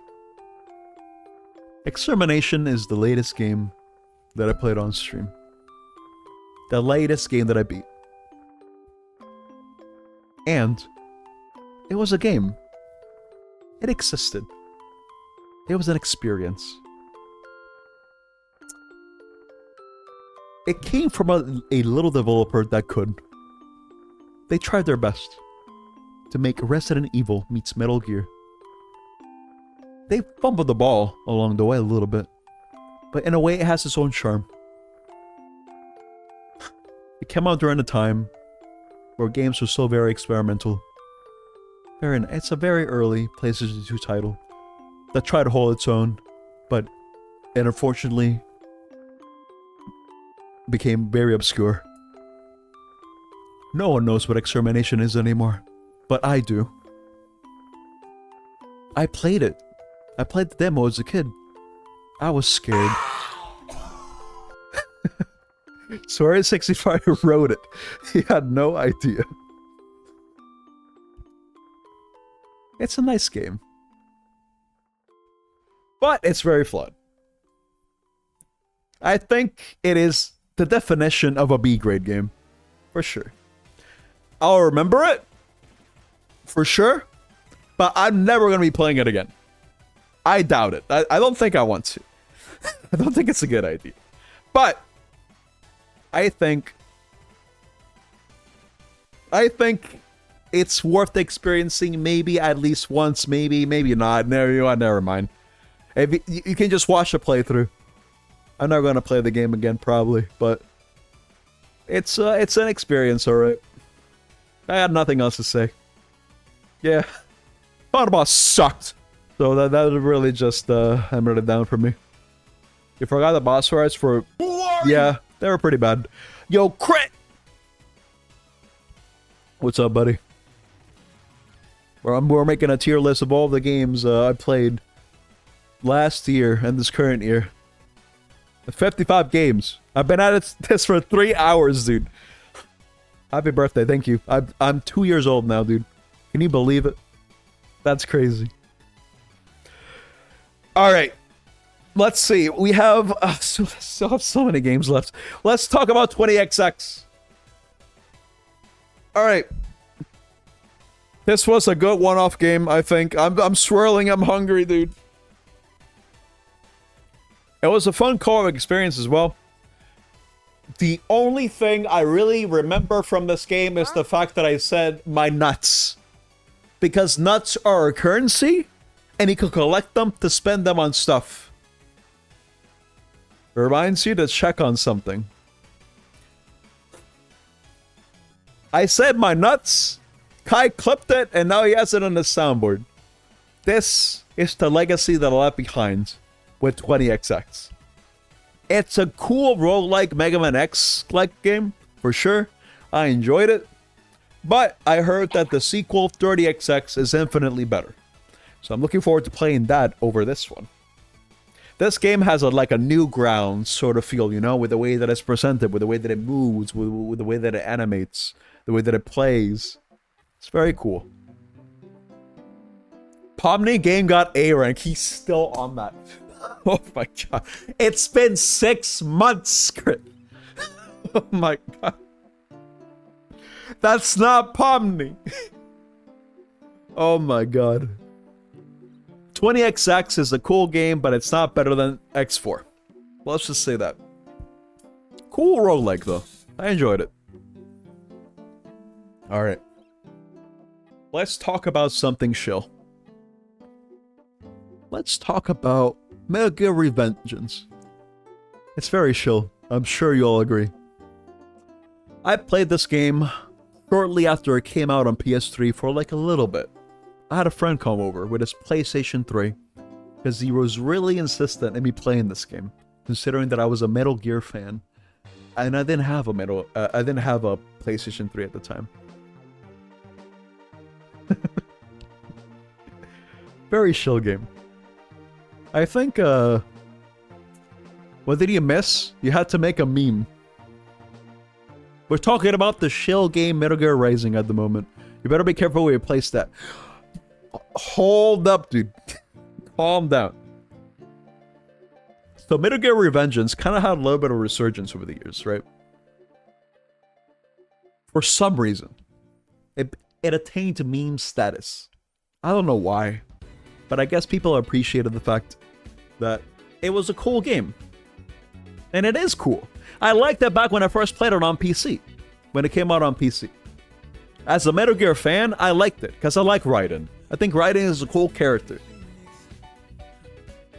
Having gone from Metal Gear Solid 2 to 4 to this, it's quite jarring. I do have to say. But, as a gameplay game, I think this was my first Platinum game. Now that I think about it, this is the first Platinum game that I played. It's good. Good combat. Good story. Really good music. Amazing music. Jesus Christ. I think people will learn to appreciate it now because of the memes. It is a very quotable game. That's for sure. Back when it first came out, I think people were still very well received with the game. I know some people were criticizing the fact that it wasn't really a stealth game. At all. Nowadays, people don't really care about that. Especially considering at the state that the Metal Gear Solid series is in right now, where it hinges, it is really hinging on Metal Gear Solid Delta doing good, I think. It all comes down to that remake, to see where the Metal Gear Solid series is going to be going from there on out. That being said, though, Metal Gear Rising Revengeance was a fun time. I had a lot of fun playing this game. When I first played it, I struggled so hard because I was not used to this type of action game. I like to think that I did a little bit better this time around. But it's good. I'm going to place it right below Pomni. How about that? I had fun with it. It's a good A-rank game. I'm more than willing to play it again at some point on my own. It's good. It's got memes. You know what also has memes? Yakuza 0, dude. The game that was the main reason as to why I had to limit what games you guys could submit. Because goddamn, this game took me like 40 hours to beat. Jesus Christ, dude. This game is jam-packed with content. It's actually like a really good introductory game for the Yakuza series, because I really do want to play Kiwami 1 and Kiwami 2 after having played this, and I do have them. But I don't think they would make for the best stream games, because I would be spending the better part of a year just trying to complete them. This was a really fun ride. I like how self-aware the Yakuza series is, at least this particular one. And I can see why people say you should play Yakuza 0 first. Because it is a really good showcase of what to expect with the series.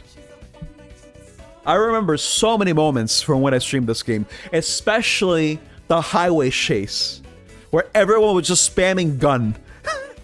This is before I had to like input like a filter to the spam. Everyone was spamming gun for the entirety of that mission. Where things was just getting crazy with the Apple Cat gun, dude. Oh my god. Gun. Not to mention the karaoke stuff, the beat 'em up sections. Oh my god, no, it was just a cool game throughout. Oh my god. I really do want to play the other Yakuza games, and this one left such a strong impression. I'm gonna place it there. But there's a reason as to why I had to impose a limit. 40 hours is too much for roulette games. I will play the Yakuza games at some point. Maybe on stream, maybe not. We'll see. But it was a really good game for what I played. Trying to get a move on here. So. Oh, hey, look. Metroid Zero Mission song. let's talk about the randomizer. This randomizer is scuffed. I got on soft lock like 5 times. It's kind of incredible.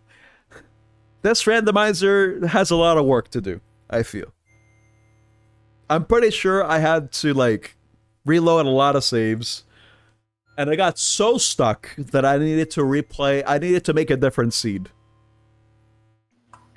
It's incredible. What do you think, Smallcool, about the Metro Zero Mission randomizer?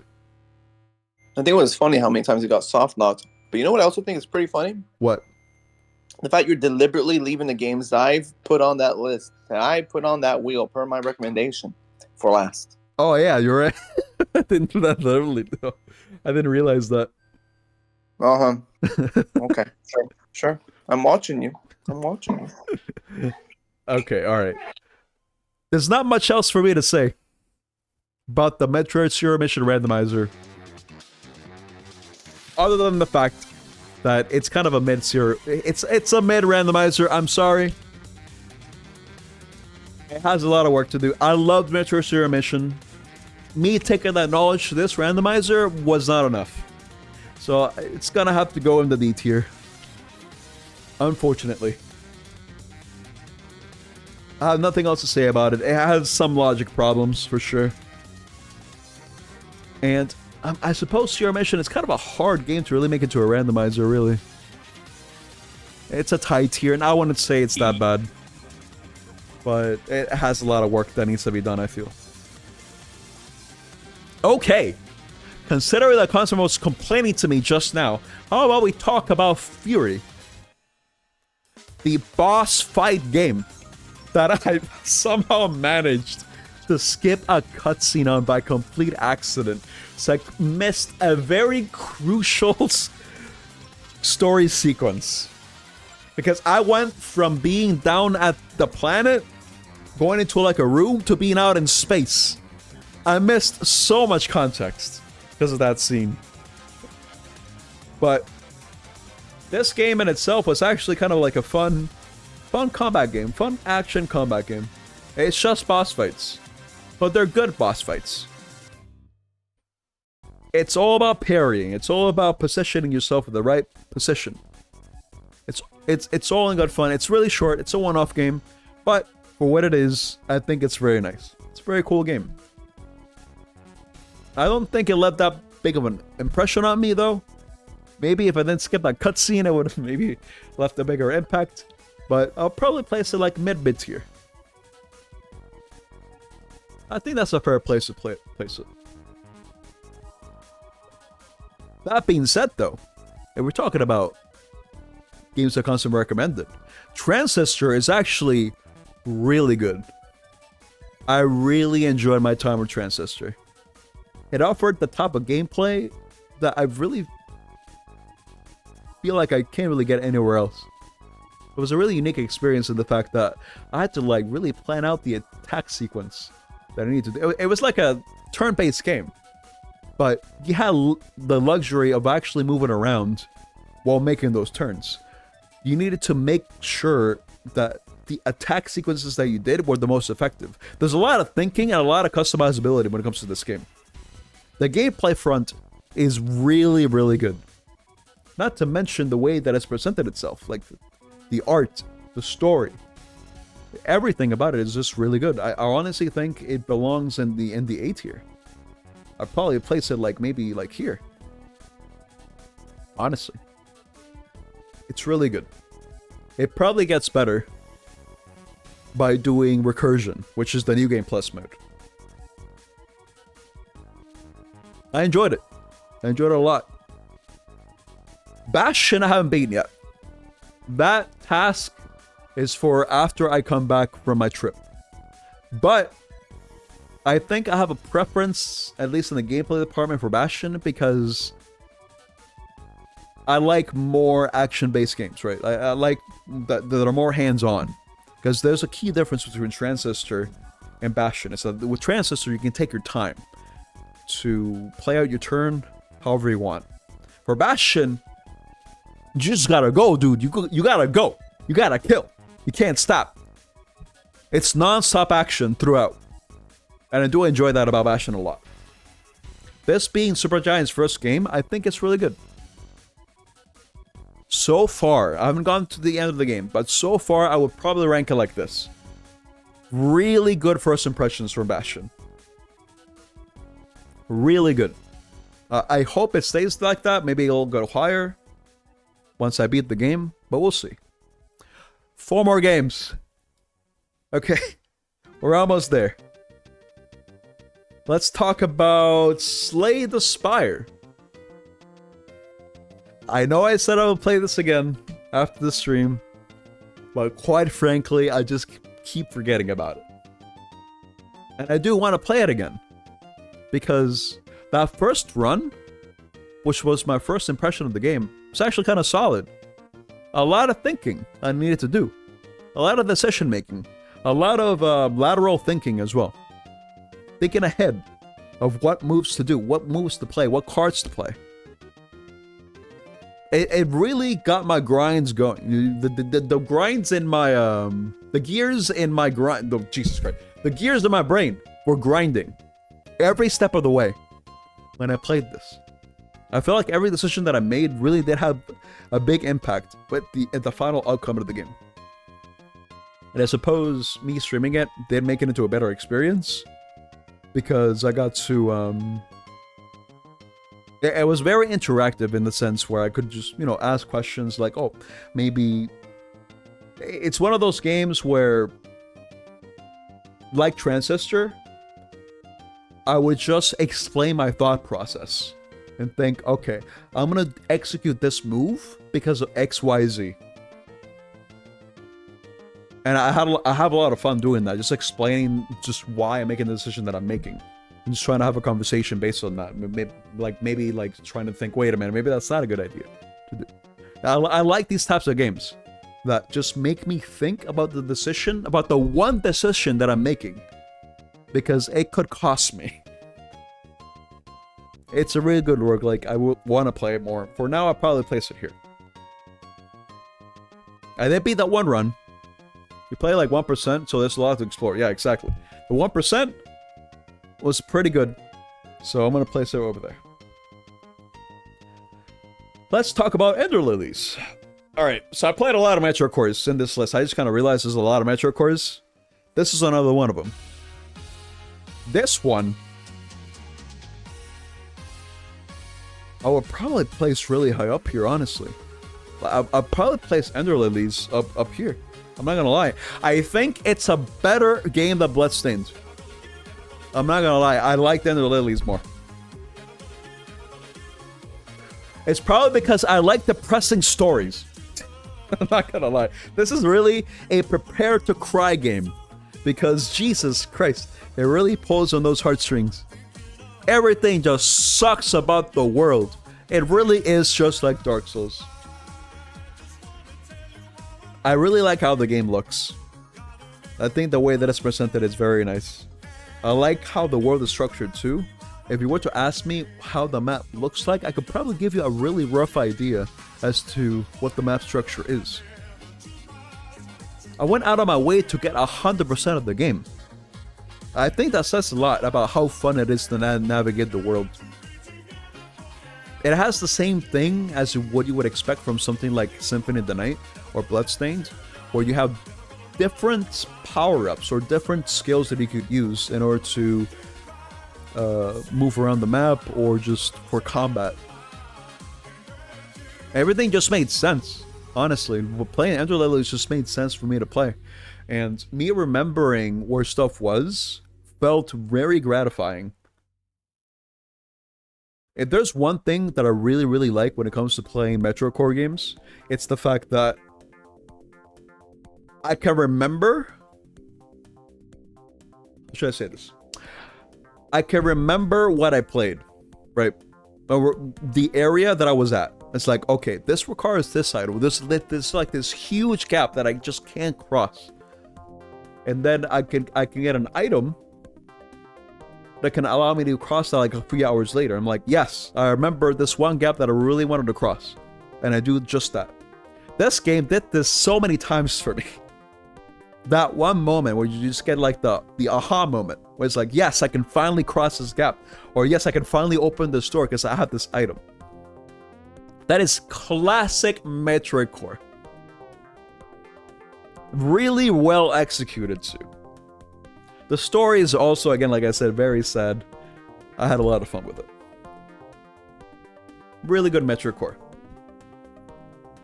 It's very sad.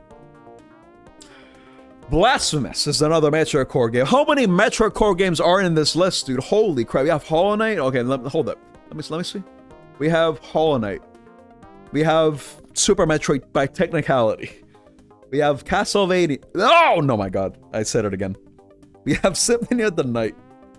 That makes 3. You have Bloodstained. That makes 4. We have, I guess Jedi Fallen Order kind of counts too, to some degree. We'll make that 5. We have, what else we have? Blasphemous Zero, I guess, kind of, at 6. Sort of, I wouldn't really count it myself. Demon's Crests, kind of. I guess at 7. That's a lot of Metroid Cores, dude. Metroid Mania. Then we have the Sierra Mission Randomizer, that makes 8, and then we have Blasphemous, which makes 9. I played a lot of these, dude. Holy crap. Blasphemous is my type of game as well. It's a Metroid Core. But here's the twist. They speak in Spanish. But I speak in Spanish. But not the same kind of Spanish. You get what I mean? We're talking about Castellano. Not Latino. Castellano. And I hate Castellano. I'm kidding. It's a different type of Spanish. But I really like how this game presents itself. I really do like the pixel art. I really do enjoy the pixel art in this game. It looks really nice. Combat is really nice in this game too. Exploring is very nice. I mean, it does do things by the numbers, really. I really just think the way that the main thing that makes this game stick out from all the other ones that I played is its presentation. The voice acting in this game is superb. It's really good. I was fully immersed in this world. I'm not gonna lie. I don't understand anything. Honestly, I don't remember what the lore was. But I was still intrigued. Exploring was fun. Combat was probably like a pretty big highlight for me, really. It's really good. I've only got one ending too. There's still so much more to explore in this game. So I'm more than willing to play this again and just try to get everything, you know? I owe this game this much, at the very least. It's not better than Ender Lilies for me. But I think it was better than Bloodstained. So I'm going to place it up there. It's really good. Alright. We made it to the end of the list! That's it! We're missing one game! And that's the Elden Ring DLC. This was the big stream of the year. In more ways than one. I made an exception to a lot of rules that I have imposed on this stream just to play this on stream. I think I'd had like maybe 20-ish hours. Maybe, no, it was like 30 hours, I think, around that. Because Rodon took like 7. I basically got to play Elden Ring again by playing this DLC. I really enjoyed it. From start to finish. I yapped a lot during these streams too, because I streamed from the very beginning to the very end. Tried to be as thorough as I could with the exploration as well. That being said, there was also a lot of downtime. In fact, this kind of reminded me back when I first streamed games, way back. I didn't have an hour restriction. I just streamed until I was tired. And that could be like maybe like 8 hours. Maybe more. So in a way, it was very nostalgic in that sense for me to play this game on stream. It was a very nice stream experience throughout, I think. When I got to Rodon, though, Jesus Christ. If it wasn't for Rodon, I think I would have placed it here. But I'm gonna place it here instead. Because of the absolute ecstasy that I felt after beating Rodon. Jesus Christ. It felt so good to finally beat the Elden Ring DLC after so many hours of attempts. But Jesus Christ. I really do feel like they went overboard when it came to that boss. Everything else, though, was fine. More than fine, really. I liked the base game enough. Like, I liked it a lot. It is definitely in my top 3 Souls games, for sure. Top 3. The DLC just further cemented that. Yeah, it's top 3 for sure. You have Dark Souls 1, Bloodborne, and this game. Which one is top? I don't know, but Contra Hardcore. But that's really random. Alright, Cord. I understand. But no, this DLC was amazing. I enjoyed it throughout. I'm so hungry. I don't think I have much else to say. If you want to learn more, just watch the VODs, I guess. About how I feel about the DLC. I'm just tired. Because I need to look at this list now, dude. It's done. After 3 hours. More than 3 hours, actually. We're done. Too many A games. Everything is an A. These are all good games. What do you want me to tell you? These are all good games. Glover's sweep. I'm just saying, Glover, it doesn't matter what's on A, dude. Glover's up here. Who cares? I played more good games than bad. I mean, honestly, like... Yeah! Honestly, all these games up here, I would consider good. And if the Toho streams went better, I feel like they would have gone here. But the spam really just... Yeah. It just really hindered that experience for me. So, yeah, I think the next time that I play Toho games again, it'll be a lot higher. For sure. Everything below here, garbage. Sorry. Maybe around here-ish. Starting from here, it's just garbage.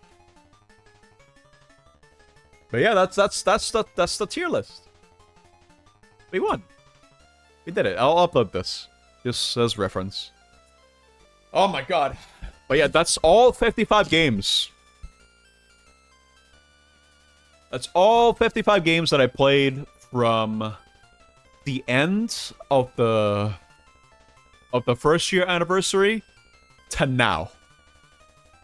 55 games in 1 year is actually kind of an insane number now that I think about it. That's a lot of games, dude. And look at all the different genres too.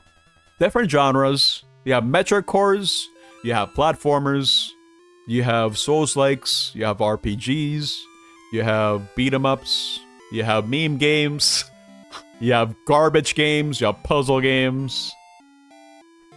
You have look at this variety, dude. Now raid every bootleg. That's on Sunday. That's the plan for Sunday. You have one RTS, yeah, I mean, you have hack and slash, you have racing games. Roguelites. Wait, what? Yeah, I'm doing that on Sunday. Every bootleg that I played. Pentax sweep. No. Oh my god. Alright, guys. It's just crazy to think about, really. I mean, we have games old and new. This is big variety right here. It's kind of insane. Wow. This really does kind of put it into perspective. You can't wait for that, for the tier list. Oh my god. That's crazy. Wow. You might be free on Saturday now, so I'll let you know soon if you can participate. Is here. Let me know as soon as you can, so I can help you get things set up, Joey. I remember when I first started streaming, I wasn't sure if I want to be a variety streamer yet, because I was kind of dancing around the idea of maybe I just have like one main game and then I play something else on the side. But I think now it's pretty cemented that it's better for me to just stick to variety. I mean, look at all the games that I played. Look at all these games. Like, I would never have imagined I would have played all these games in the span of a year.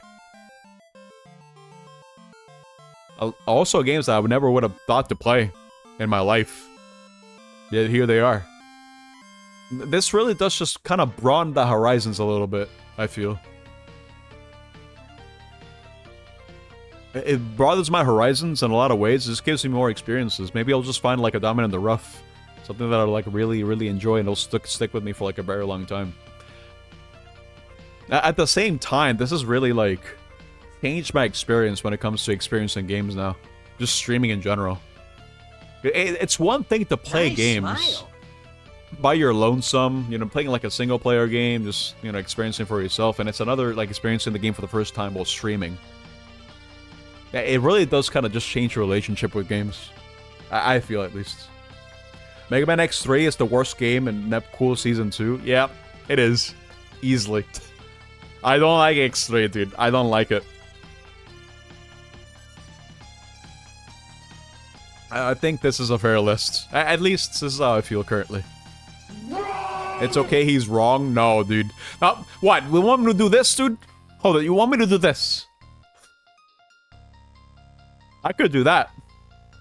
Because no matter what's here, it's all garbage anyway. It's fine.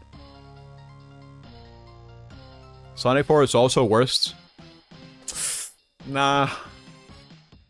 Maybe you're right, actually. Let's switch places. There you go. You're right. The randomizer is bad for Zero Mission, but it's not the worst, right? Could be worse.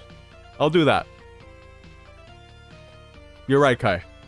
I thought about it now.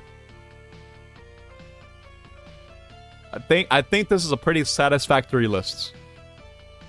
Clover Avalanche is the worst. That's not. Sorry. It is not the worst. Okay. Cool. I'm hungry. Like, really hungry, and I need some food. It's time to switch over. Alright. Cool. I'm gonna download this. I'm gonna save it somewhere. Wait, hold up. Yeah, download the image. There you go. Who is live right now? Let's see. Chrono is live. I haven't raided Chrono in a hot minute, so I guess I'll raid him. He's playing PSO2. Nepcool's about to eat. That's right. I'm about to eat. I'm hungry. Okay. Raid you. Alright. Okay. Thank you guys again for all the game suggestions. That list would not have been as big if you guys did not make these suggestions, so thank you again for that. I appreciate that. It's very cool that I got to experience all these games. But that's the end for this segment of the week. The tier list. I'm so focused on food right now that I'm just gonna go ahead and raid. Thursday is the next stream where I'm going to be playing Alt F4. If you don't know what that is, if you remember only up 64, where I was just falling and crying and just ogging all pretty much for the entirety of the section, or of the session, yeah, I'm doing it, dude. Alt F4, I'm doing it. I'm playing it. You need to be in this stream. You have to be there, dude. It's gonna be an Ogfest. Believe me. In fact, I'm gonna bring back the Og counter just for this stream. Because it's gonna be appropriate. Alright, say hello to Chrono for me, guys. It's been fun. Thank you guys for watching and just, you know, just doing the thing. You're gonna lose your mind laughing? Oh my god. All right, guys, say hello to Corona for me. I'm hungry. I need food. I'm out of here. Bye bye. See you on Thursday with all F4. I'm all F4 right now, dude. Bye bye.